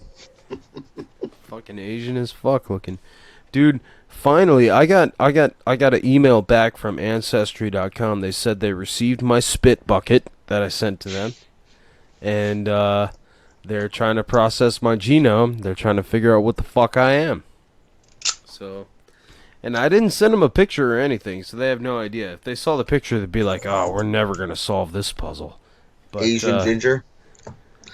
Kind of. I mean, my beard, you can't tell. It's hard to tell from the live stream, but I do have some red in my beard. I'm a fucking dude with I'm a brown-haired fucking English I'm looking at it right now. That's correct. European, dude. But I have red in my beard. I've got some Irish or whatever the fuck in me. I got some. I'm a little half ginger. Fuck. But then you look at my eyes and you're like, oh my god, Korean. I posted something earlier from it was a death cult in the 1980s and early 90s called Om Sharikyo. Sharikyo. And the leader kind of looked like me. Kind of looked like me. Kind of looked like me when I was like 17 and I had long hair. He was kind of a chubby Asian dude with long hair, and of course he had, my eyes. Nice. Japanese dude. They were fucking crazy. They were behind these sarin gas attacks on the Tokyo subway back in the 90s. That they would put they had these like bags, like filled pressurized bags full of sarin gas. They took them on the subway, and they had sharpened umbrellas. And they would stab the bags multiple times to release the sarin gas to try and poison fucking thousands and thousands of people. It was essentially Japan's 9/11. So, anyway, I've been doing some listening about that entire situation. It's kind of interesting recently. They were also on LSD. They were fucking high as fuck. They were blasted to the moon and back on acid. So, Om Sharikyo. Yeah, interesting shit. Anyway, their leader kind of looked like me. So go fuck yourself. Smash that motherfucking like button. Let them know podcast.com, bitch. Scroll down. Kick on to low. That's what I'm talking about. Welcome to the internet, people. Go fuck yourself. I was going to say something earlier, though I'm all fucked up about it now. Lloyd's half drunk. Look at him. Lloyd, look at you. You're going through changes. I can't even defend myself. Yeah, you can't. Look at you. Start talking like Lee Sayat. Oh man, I'm hanging in there. What is he talking about? I heard Joey saying that to him a bunch of times. Going through changes. Yeah. He's just being Joey Diaz. He's making up dumb shit that doesn't mean anything. Oh, man. It's, he's the best at it. Yeah, dude, it's like, fucking I mean, awesome. He'll be like, yeah, the shit's getting real. weird downtown. He's got a cat with an umbrella. He's got a beer bottle made out of piss. He's gonna drink a dog Santa. And you're like, yeah. When they keep telling him that his name is Khabib, and he's like, he's gotta fight Khabib. He's gotta fight Khabib. He's like, who's gotta fight that Khabib? Tony Ferguson Anderson versus Khabib. We haven't brought that up yet, and I actually wanted to. No, like, dude, I want to see. ago. I want to see Tony Ferguson versus Khabib. And then he's like, the black guy at 170. I'm flexing for Ferg. Flex for Ferg, dude. Dude, Tony Ferguson is a beast. But are you got? I'm kind of surprised that you're not a Khabib guy. I love Khabib. Tony Ferguson is USA Wrestling, though. That wins every time for me. I was watching I was talking about 10th Tony Planet. Ferguson has a USA Wrestling tattoo. Or if you go to 10thplanetjj.com, 10thplanetjujitsu.com, you can watch some of Tony Ferguson's training for his last fight with Eddie Bravo. And some of the jiu-jitsu and shit like that they worked on. I'm a 10th Planet fan. I'm a 10th Planet fan too myself, honestly. But have you ever seen somebody Granby roll their way out of takedowns in MMA? Tony Ferguson did that multiple times, and I coached at Granby High School, so I'm extremely biased. I didn't realize you were such a big Tony Ferguson fan, but I like Tony Ferguson too. Giant. Tony Ferguson is a beast. Giant Ferg fan. Is Tony Ferguson the bigger guy, the bigger person? I think he's a little bit bigger, but not by that much. It seems like he's a little bigger. I feel like if it's more about Khabib. can Khabib take him down, can Khabib cut it down there? Can he cut it down to the ground? Ferg is a funk wrestler, which is perfect matchup against a guy like Khabib, who is a Russian wrestler that is just relentless.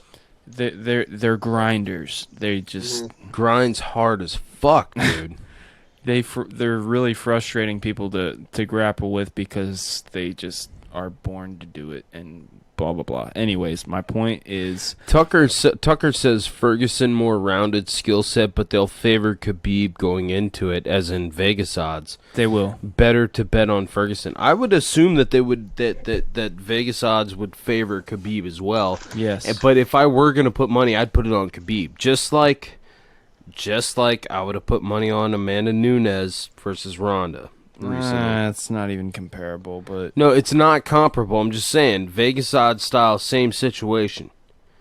Ronda was the favorite. Was she in the? Yeah, she was the favorite in the Vegas odds. Yeah, correct me if I'm wrong, but I'm pretty fucking sure of that.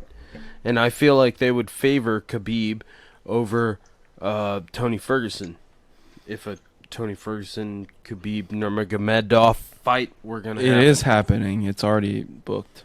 Fucking A. For 209. It's exactly what I want to see. That's 100%? 100%. I'm super pumped now. Jesus Christ. Fuck it. Hold on. I wanted to show this shit. I shouldn't say 100%. I'm sorry. Now the Because UFC nothing ever is. did say it. The UFC officially did say it. They did officially say it, but that still never even means anything until they fucking step into the cage together. You know what I mean? I know, but Dana White, posted, so at least it actually is on. Dylan, it's not until March. Dylan, I'm gonna play this clip. Let's let it roll February. through real quick. I want to play this. I want to play some highlights from the T.J. Dillashaw John Lineker You're fight. not worried about that? You know what? Everybody in the world can suck my dick. I'm getting drunk tonight. I don't give a fuck. Yeah. It's fine. We're not gonna get kicked off. Worst thing is, I won't be able to monetize the YouTube video. But I've taken some precautiones. I'm just gonna leave this about like that. I want to watch these. I'm gonna go about right here, actually. And TJ Dillashaw, John Lineker. Let's check this shit out real quick. Just watch. We'll be back with you in about 4 minutes. Go! Bombs. And he just went right away with the head kick. Improving in his game since he started working with him. And they break side of those big punches. Lineker made it in. Head kick high. Going with that head kick, going high. Oh, no. He went with the up kick, but it... champion. Good on it. Nice. Oh, really looking a lot for that left Lineker when he gets ready to throw that bomb. Look, got him on his back here. Lineker trying to elevate him. Subin has the underhook, the left arm. And also looking at that explosive power. Postured up. And a couple more. And look for the knee on the break. Seconds. Yeah, showed him a lot of looks. He's going to do something to TJ's pattern. Look at that. Good inside. Good strategy by TJ. Oh, that's where he's got to be careful. Well, he clicked smile on his face. Arena, Las Vegas, Nevada. A battle and throw late in round one. A good front kick to the body. Very for the next shot at the belt. Good takedown again by TJ. I think we're striking from the bottom here. Got a high level of athleticism. Oh, this guy's back, but he doesn't have control of him. Lost the position. Well, when your dad's nickname is how does the fight game like you do? Dillashaw was an 8-1 flea to the body. And there's a takedown again. Everything, the movement, the feint. All the offensive attack here. Yeah, he managed to slightly posture up, but he's really muscling it. He's using a lot of effort. I don't know. Maybe a few swear words. Probably right. Good hard now shots he's here. postured up, Joe. And he's controlling him here. But he's committing both arms. He's not going to be able to defend these punches. And TJ Reckham, yep, he's got mount now. Full mount. A lot of time on the clock. TJ still on top, in control, and drop. A lot of damage done on the ground. And Boy, this is a dominant performance by TJ. And the most that and Gavno submitted him, running over him. More ground. Lineker in full defense mode. There's that elbow you were talking about. Smashing him with these elbows. Yeah. Lineker's in trouble. He's in trouble, Mike. I mean, the kid's got an amazing chin, but he's an ungodly amount of punishment to come. And he's not doing a good job defensively at all. He's sort of relying on his chin. Lineker trying to survive.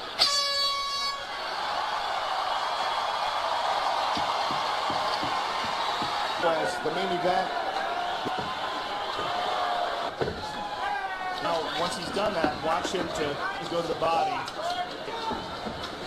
Boom. Like he's taking his athleticism to another level. And he's also bent. And TJ stands right in front of him. Look at that, TJ. Look at that. Beautiful 45. Test. Last minutes of top position for TJ Dillashaw. Gets his chin and his punching power. But because of that, he hasn't developed his overall evolution and other fighters around. This is he's just different. He's a different, continuing to improve on a daily basis. Look at this. He's going for a leg lock. Let's hope this hurts.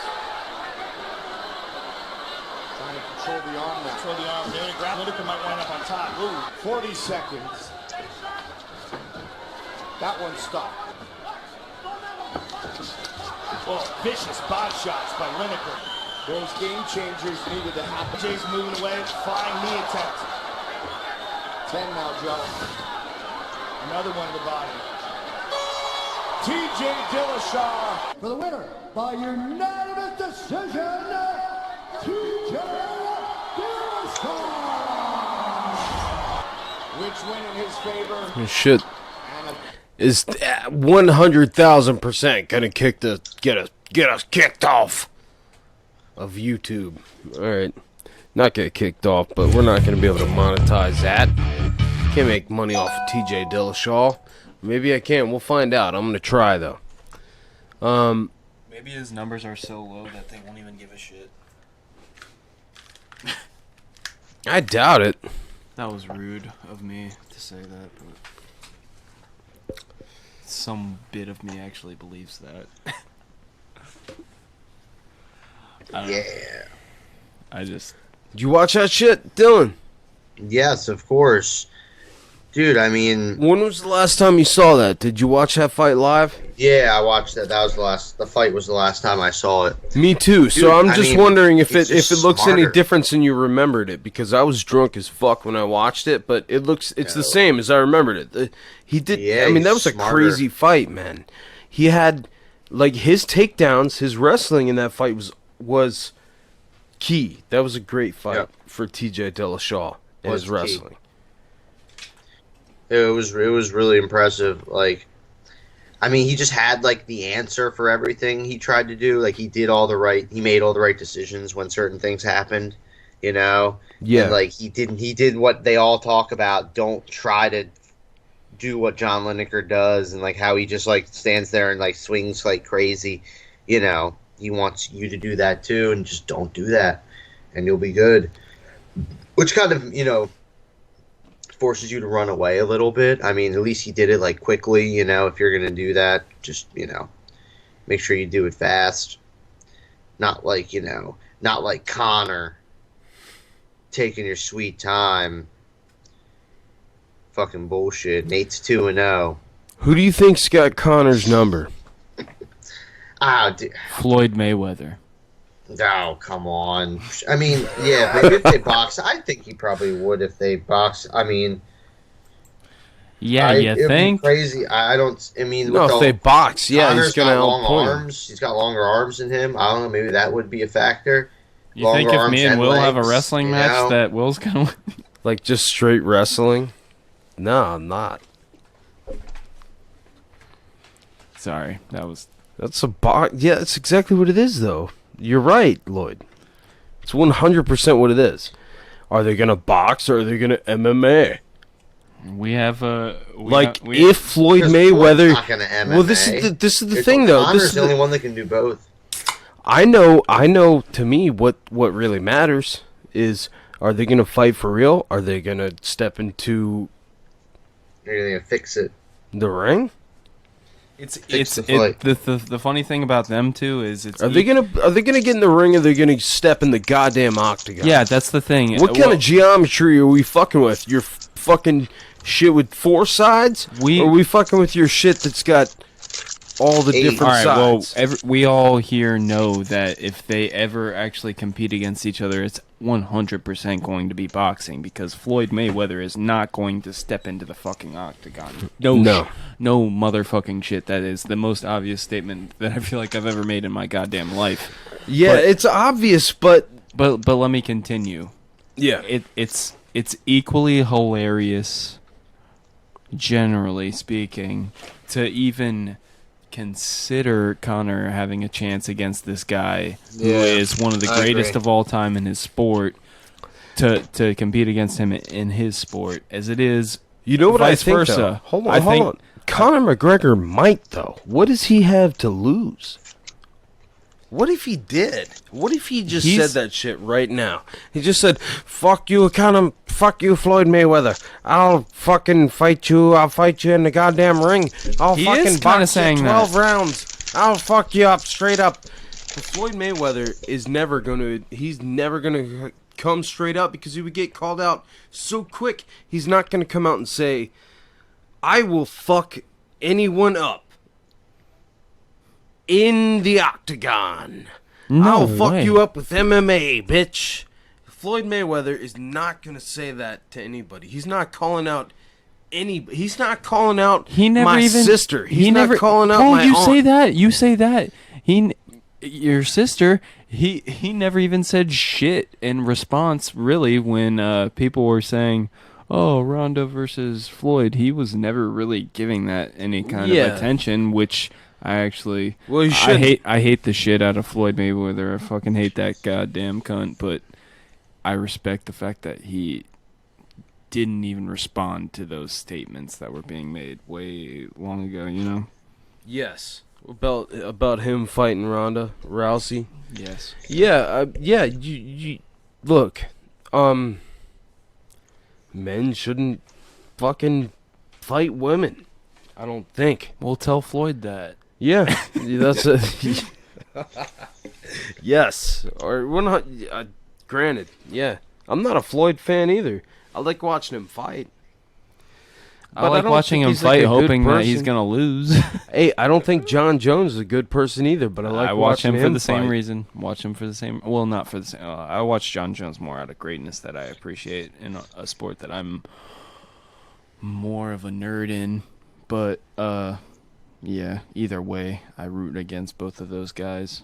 Just in hope that the underdog will pull it off. And you know it's not gonna happen. But you watch it anyways. Yeah. Well, so I was talking about the Marine Corps earlier, right? I brought it up. Mm-hmm. Yeah. So, man, this is the wrong time to pick this whole thing. So, at least we're bringing. Well, let me start way back. All right. So, there's a little spot called Camp Lejeune, Florida. It's not Florida. I have no idea where that came from. Camp Lejeune, which I believe is in North Carolina. So there was some dry cleaning company there or something, or it was on a Marine Corps on Camp Lejeune, the Marine Corps base. God damn. You know what? I'm just going to read this article. It's a long story. Deals directly with my family. My family was affected by it. Alright. The Obama administration has agreed to provide disability benefits totaling more than $2 billion U.S. to veterans who had been exposed to contaminated drinking water while assigned to Camp Lejeune in North Carolina. Military personnel must have served at Lejeune for at least 30 days between August 1953 and December 1987. Immediately prior to me being born, which is probably why I'm a mutant. Beginning in March, the cash payouts from the Department of Veterans Affairs may supplement VA healthcare already being provided to eligible veterans. The estimated taxpayer cost is $2.2 billion over 5 years. The VA estimates that as many as 900,000 service members were potentially exposed. The rule covers active duty, reserve, and National Guard members who developed one of 8 diseases.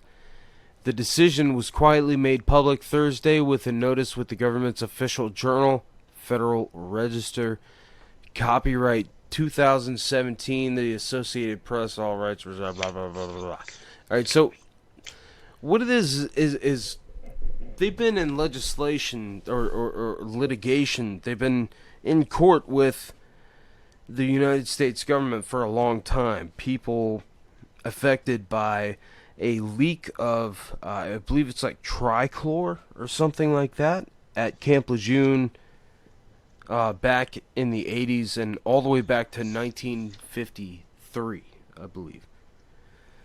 And apparently they won a lawsuit somewhere along the line. I wonder if my dad's eligible. I mean, he was there back in the 80s prior to me being born. You know, I don't know. I'll have to talk to him, but my uncle was there too. And people drank chemicals out of the ground that fucking make you weird. That's how, like I said, that's why I'm here. That's why I'm so goddamn weird. Cheers to that. I'm a mutant. I see you. I'll drink to me being a Chemicals mutant. out of the ground. Yeah, United States government mutant. They made me. Yep. Yeah, it's dry cleaning chemicals. I drank it as a baby. What? Yeah.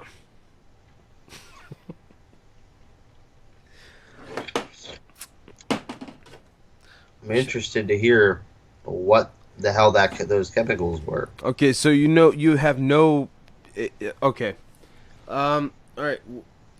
I gotta try and look it up, but I believe they call it trichlor. It's a dry cleaning chemical. Yeah. It was in the ground? It just leaked into the groundwater from the dry cleaning facility. Yeah. Damn. And then people around that base, Camp Lejeune in North Carolina, they drank that groundwater. And it caused different problems for different people. It was terrible. Yeah. It's terrible. Oh, man. Well, they knew about it apparently for several years from, I believe, like 1956.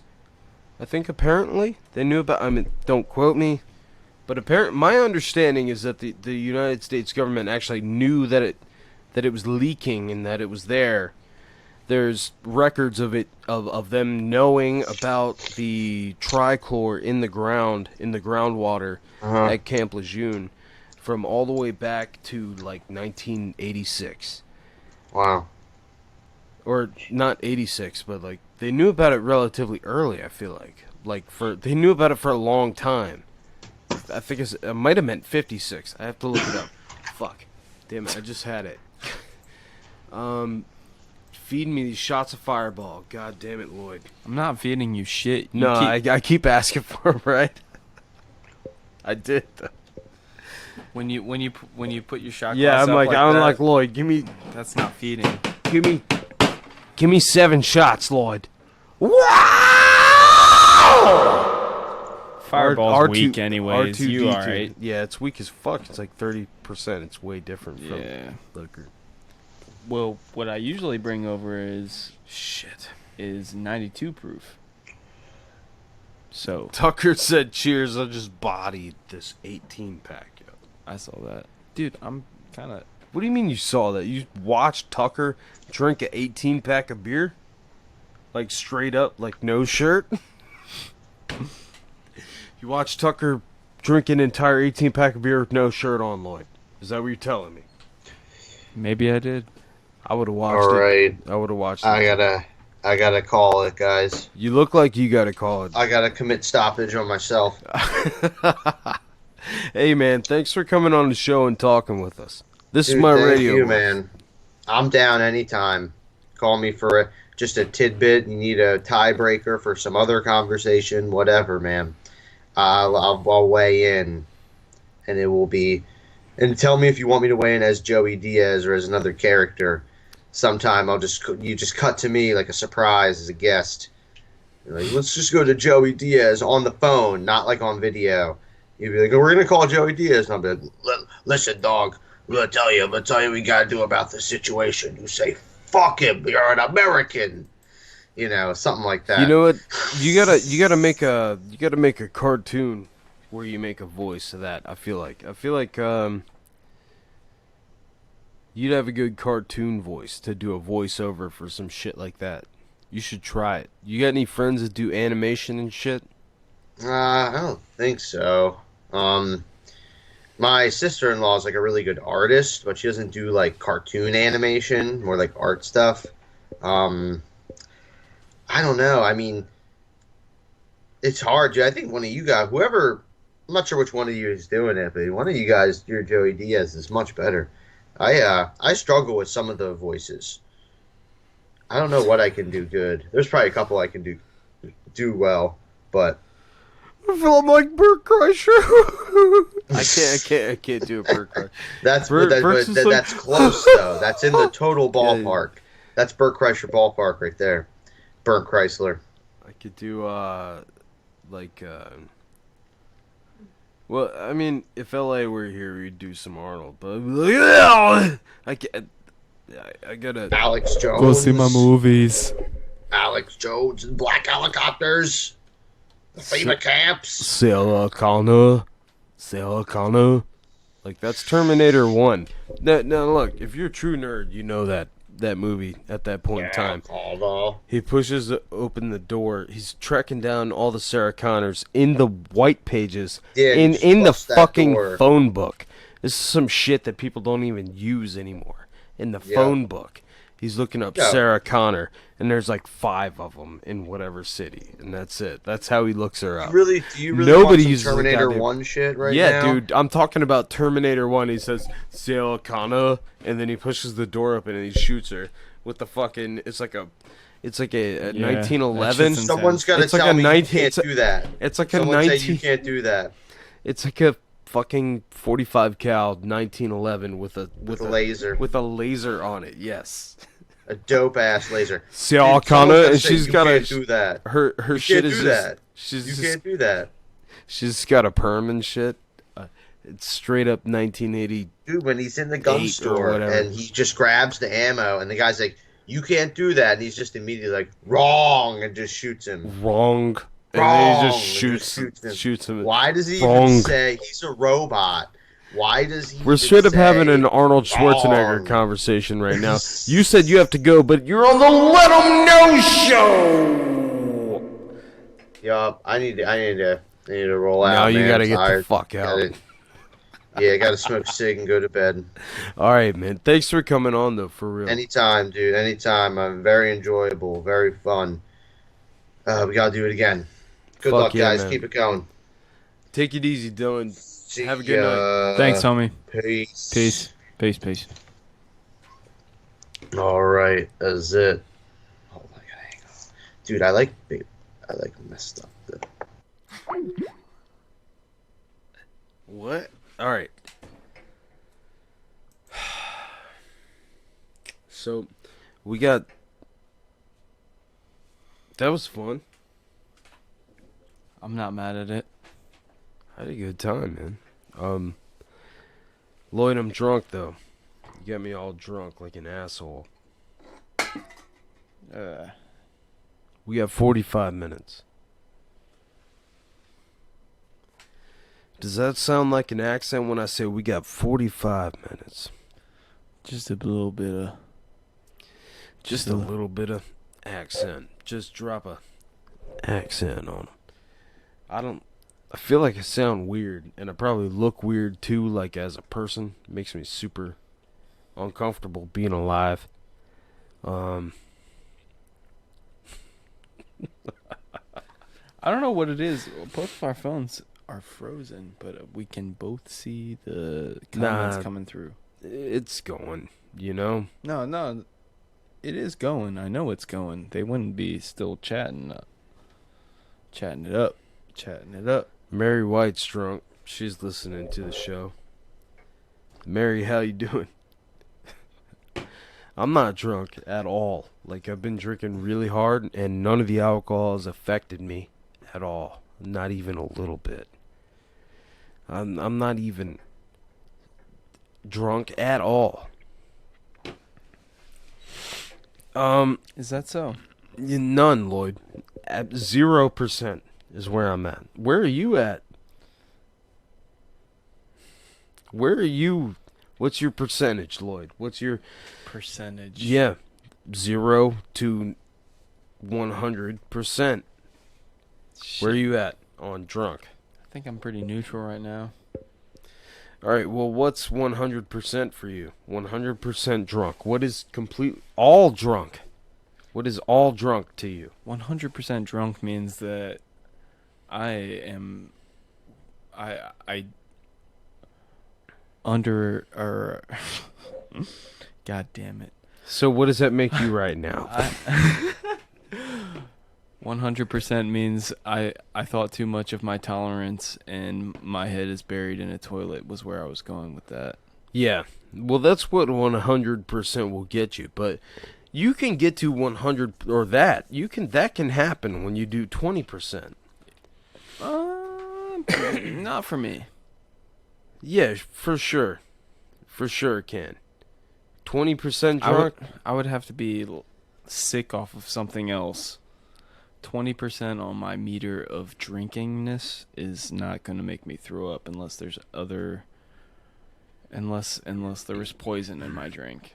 That's what I'm just saying. Sometimes 20% drunk can make you do something that is... Well, what is 20% drunk? Is 20% drunk mean that's 20% of my 100% where my head's already buried in the toilet? I'm 20% drunk right now. I'm 20%. Now we're just dishing out numbers that don't I am. mean No, we're not dishing out numbers. I'm 20% drunk right now. I'm trying to say, we'll put an exact number to how fucked up you are. I disagree with that. What? As long as what do you think I am? You're higher than 20%. You think I'm more than 20%? Well, what does 20% drunk technically mean to you? That's an interesting thing to gauge. I've been a lot. Well, where are you? I already answered that. I said what 100% drunk meant. Okay, so if 0% is you when haven't had a drop, nothing of not even no alcohol, no weed, no nothing at all ever. Yeah. Like I'm just saying, like completely, like no vitamins, like had a shitty lunch, like a regular day at work. Like I see where you're going with that. Like, okay. Like just regular shit, like nothing. Like today's not fun. Well, god damn it! Now there's all like kinds of variables. Like that's 0%. That's 0%, and then 100% drunk is whatever the last thing it is. The last thing on the line that nothing happened. Go fuck yourself. Sorry. 100% drunk is when you puke. All right, you puke. Yes, that's 100% drunk at the bare minimum. Where are you right now? I am not throwing up tonight. I'm not throwing up tonight either. But you had a bottle of Fireball. It's almost. We're gonna finish it. Yeah, but it's gonna get finished. I've also had several beers. I'm drunk as fuck. You're drunk. I've also had several beers. Several beers. We're from north fucking Europe. Okay, So we do the weird talk about the bears. Harnga dinga darnga. And making up of the words. Alright. So, alright. I wanted to... Lloyd, can you still read? Like, if I pulled up a summary or, like, a paragraph or something? I want you to read this story about... I gotta read a story. I can't read the comments. Whose story are you reading? Story? You said story. I said I want to read these comments. I want you to read a story. God damn it. Will trying to call me out for being drunk. No, I'm not. I'm just saying. Can you read this shit? Yeah, I can. Okay, so You want me to read Lauren's? Yeah, but read it slow and talk about it for a minute because I got to go to the bathroom. So I want you to just give it a little introduction, tell them who it's from, give her a shout out or whatever, and then She deserves a shout out because she always gives us love. Okay, well, say it sensually into the microphone and make it sound right. That's all I'm saying. But let me take a piss. Go piss. I'm going to, man. Just quit rushing me. Alright, so Will posted a post for Let 'Em Know Podcast Facebook page. And he was asking you motherfuckers what some of the craziest shit that ever happened to you was, I guess, in your life. And just any kind of story that you could throw out there for that category. And I guess he wants me to read Lauren Lee's. I specifically remember replying to it, saying I want her to call in. Frodo said that shit. Anyways, so Lauren said, I have too many crazy stories, but one of my favorites is one time I got really drunk out at a barn party with my friends. Tequila can kill you. I saw this donkey and just had to ride it. I've ridden horses my entire life, and I figured a donkey would be about the same. Well, I jumped bareback on the donkey named Cisco. Cisco Kid. That was an ad-lib. Well, she said sorry. Anyways. It was fun at first, and we trotted around for a minute. Then, the little bitch decided to buck me off head first into an electric metal fence.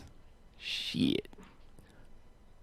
I was in the hospital for a few days with a severe concussion and stitches in my eyebrow and my head. Needless to say, I never rode horses or donkeys ever again. Yeah, I thought that was definitely worth reading out. Interesting story. I rode a horse for the first time in my whole life, and I grew up in Virginia my entire life, which is known as being like a pretty big horseback riding state, actually.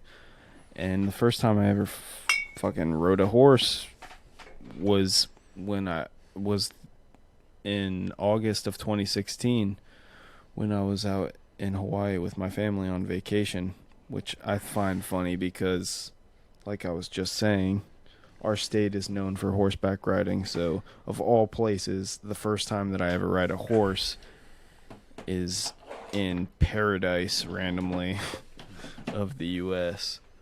So, I don't know. So Lauren hopped on a jackass and got fucking tossed off, right? Sounds like you've been waiting to say that. No, well, I mean, I'm just kidding. That's the story. I read it a while ago, several days ago actually, when Lauren posted it. No, that was a cool. So I'd seen it, but I seen it. I was not here when you read it.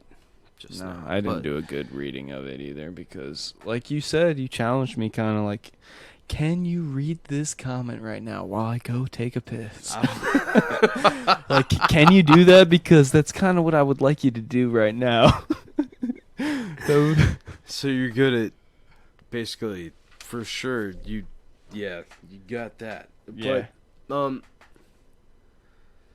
there's more. All right, so I talked about you.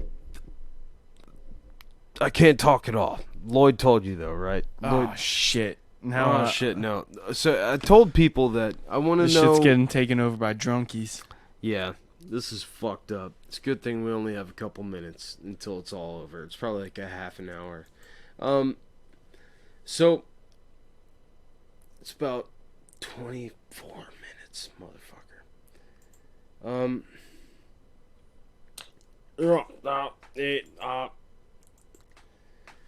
Ziblazop. Zoom. What were some other shit that you wanted to pull up from the stories? Any ones that stood out for you? Sorry, guys. I just had to pull the stories back up. Way too much alcohol. God damn it! All right. I still got my shit together. I mean, I'm fucked up, but Lloyd, you're ruining the whole show. I'm just kidding. You're not. It's me, for sure. Grab some hats. Let's play a game with some hats. We're gonna put the hats on. It's a crapshoot. Which one you get? You pick one. Lloyd got the Bubba Gump shrimp hat. I got either a brown hat or a black hat.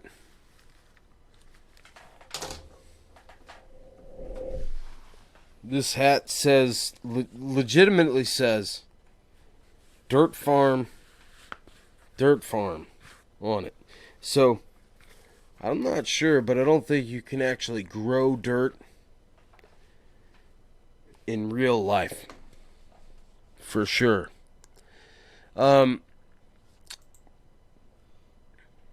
So, Karen has a story of the most ridiculous shit that ever happened to her in her life. Apparently. According to her, this is the craziest shit that ever happened to her in her life. So, I wonder if possibly sometimes people's parents are like, yeah, that story is bullshit. You don't remember when you were 2. Because when children are 2, it could be some crazy shit that happens in their life, and they remember it very differently from the way that you do if you're like their parent or something like that. Go on. You know what I mean? You know what I'm talking about? Yeah. It's your memory is is a different thing when you're a little baby from the time that you mature to an adult. It's a completely different thing altogether. Like read that shit, Will. Cut the bullshit. All right. Karen says, so I was staying in a hotel on West Capitol in Sacramento. I had a red box I was taking back to the store. I grew up in the Midwest and could be happily oblivious to some things. Well, on my way back from the store, a man in a van pulled into the parking lot I was walking through. He rolled down his window and asked if I dated. My natural demeanor usually means people talk to me, so I missed a major cue here. I told him I had a boyfriend, and we had a really nice conversation about his family and my travels. We parted ways. Later in the evening, it suddenly dawned on me he was trying to pick up a prostitute. So now I had this funny story in some poor man inn. California has this embarrassing story about failing to pick up a prostitute. Well, I mean, you're not a prostitute, so there's that. And I don't know. I just realized I read this story before too when you posted it. This was several days ago. Karen Reed.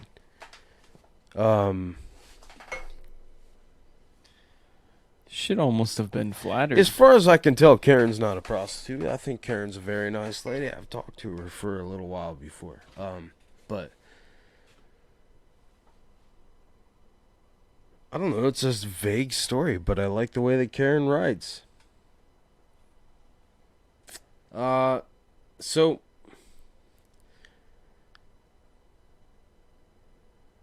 this dude was trying, apparently, to fuck Karen Reed. But he might have been looking for a prostitute. Apparently. What if he just wanted a new friend? Like, just try to make more friends? Like, from whoever's around, just... Yeah, just making friends in real life. Did she say where she was? Did Karen say where she was in that? Yeah. Where, though? Was it a truck stop?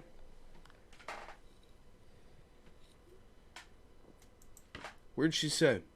Hotel in West Capitol, Sacramento. I don't know what Sacramento, or that part of Sacramento's like, I guess. Taking red boxes back to the store, making a mockery out of being a nice girl. I bet she was wearing spaghetti straps, too. Oh, man. So you read Lawrence, right? I read Lawrence. She got kicked off the goddamn Jackass. And Karen, somebody was trying to pick her up.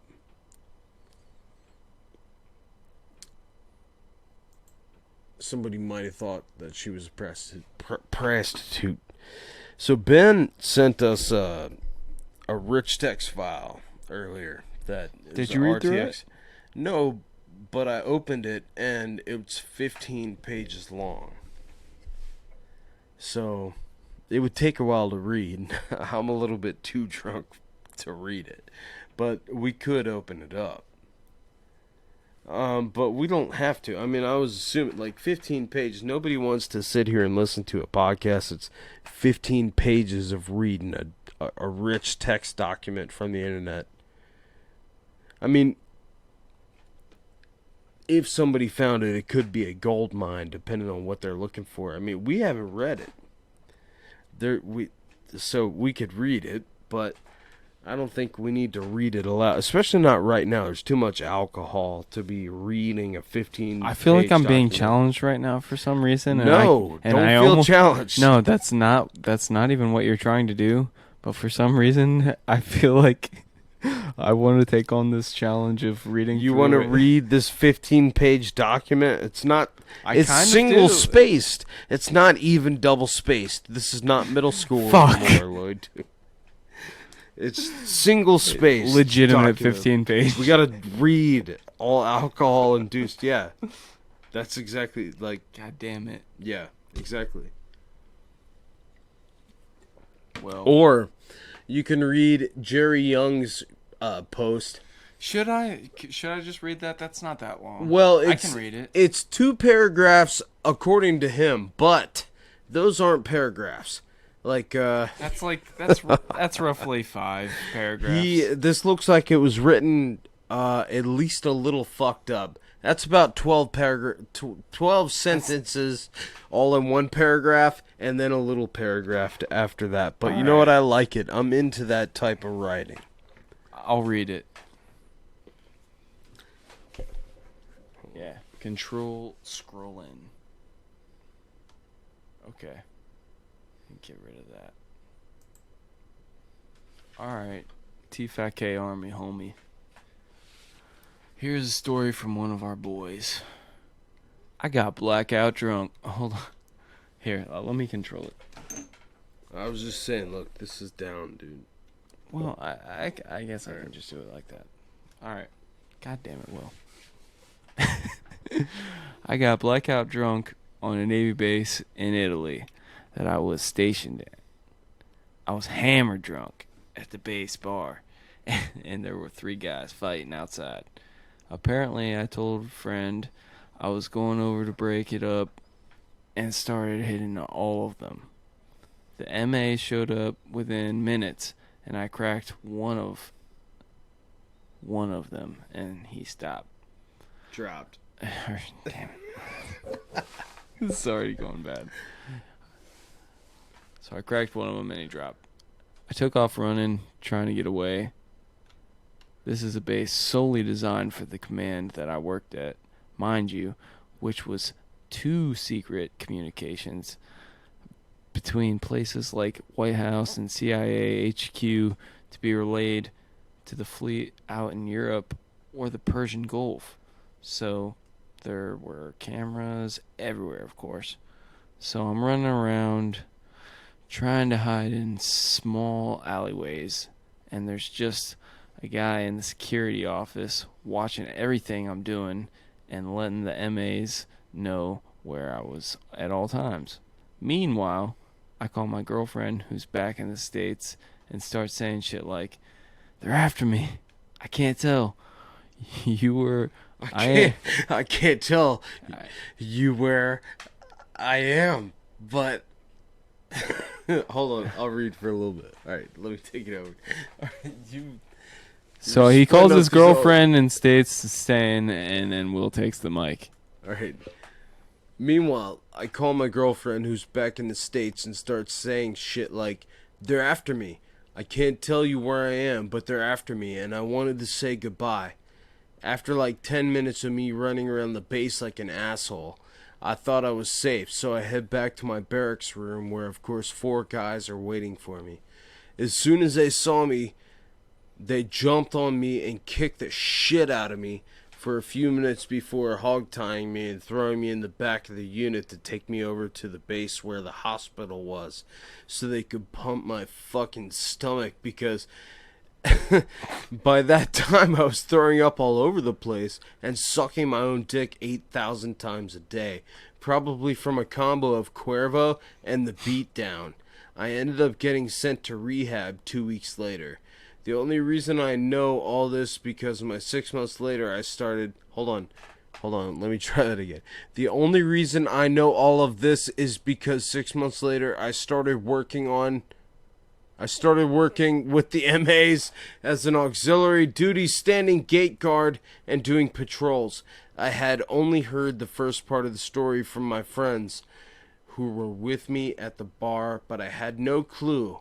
All of the other shit happened when I ran off. One of the guys who was on duty that night showed me the recording of me running around the base thinking I was evading them while they were watching me on the surveillance monitors. LOL! Good times!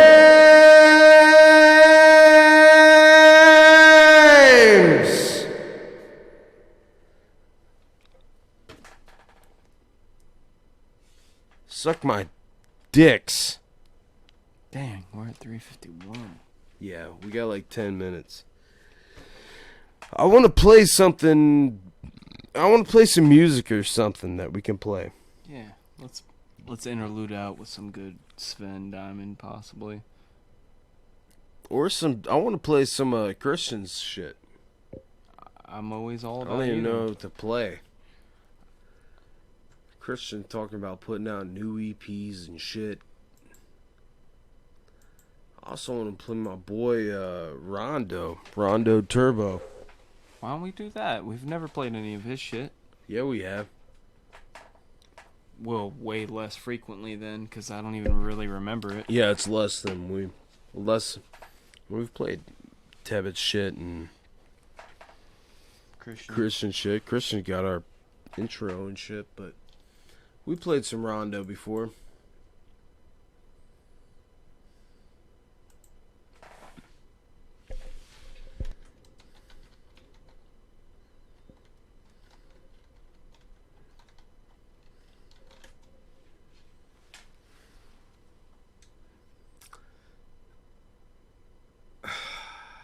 Man, Lloyd, Hold on. Swear there's another story. This one I'm not telling yet. This one's too close to home. Yeah, save it. But it's gonna happen at one point in time. Not this one, not that one. I wanted to ramble about my own story, but we're at the end of the show, and I would rather save it for when people Well, we got plenty of time to tell viewers stories. I feel like we did a segment called like viewer stories, where it's like the craziest shit that ever happened to you. I hope that us trying to read out people's stories while we're drunk as shit is entertaining. Yeah, well, I feel like it was entertaining, but it's not what I imagined we were gonna do. I thought I would be more sober when I did it, and I wouldn't like make up sounds with my mouth that is fucks up my English. You know what I mean? Know what you mean. Know what you mean. Know what you mean. We're from the fucking North Alps, don't you know? Minnesota. Yeah, right? Is that it? I don't think so. It's not Minnesota. I made that up. I got a problem. Lloyd's making me drink way too much alcohol. He says. I say that. Lloyd makes he's me drink. making me do it. Look at this. Look at this. We got Travolta. Fucking. Right here.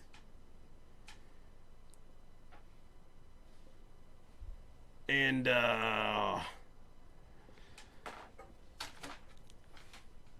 that's weird. This looks like I'm wearing my company hat right now. Yeah, that's gotta be a shitty feeling to do. Did I miss anything? I feel like there's more shit I'm missing. We read this, we read that. Just play some tunes. God damn it, Will. You're right. You're abso-goddamn-lutely right.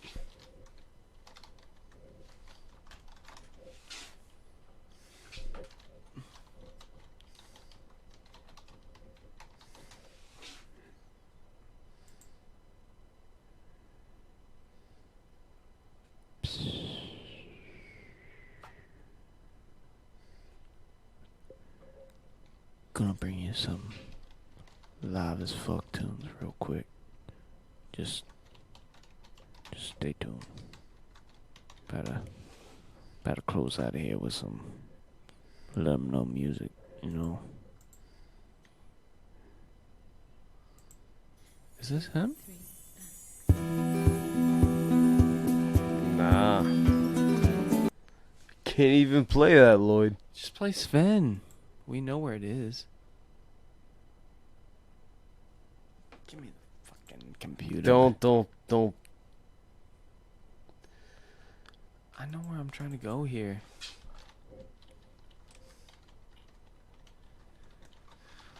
Good lord.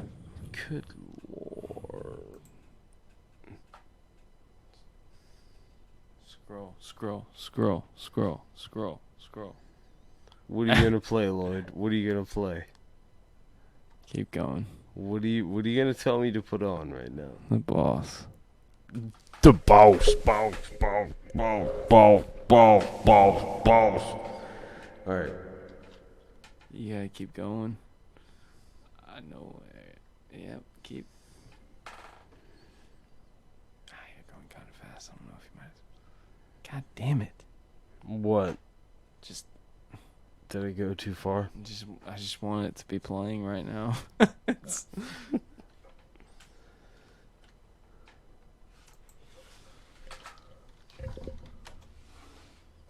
you did that wrong.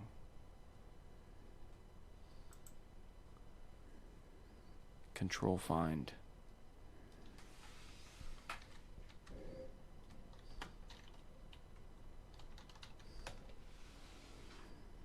Really? There it is. Scroll down. There it is. Yeah. God damn it. Sorry, people. Way too much empty. money flowing. You gotta get the money flowing on our screen. Yes, yes, yes, yes. The boss, the boss. Yes, yes, yes. The boss, the boss. Yes, yes, yes. The boss, the boss. Yes, yes, yes, yes. The boss, the boss. Yes, yes, yes, yes. The boss, the boss. Yes, yes, yes, yes. The boss, the boss. Yes, yes, yes, yes. The boss. The boss, the boss. Boss. Yes, yes, yes, yes. The boss, the boss. Yes, yes, yes, yes, yes.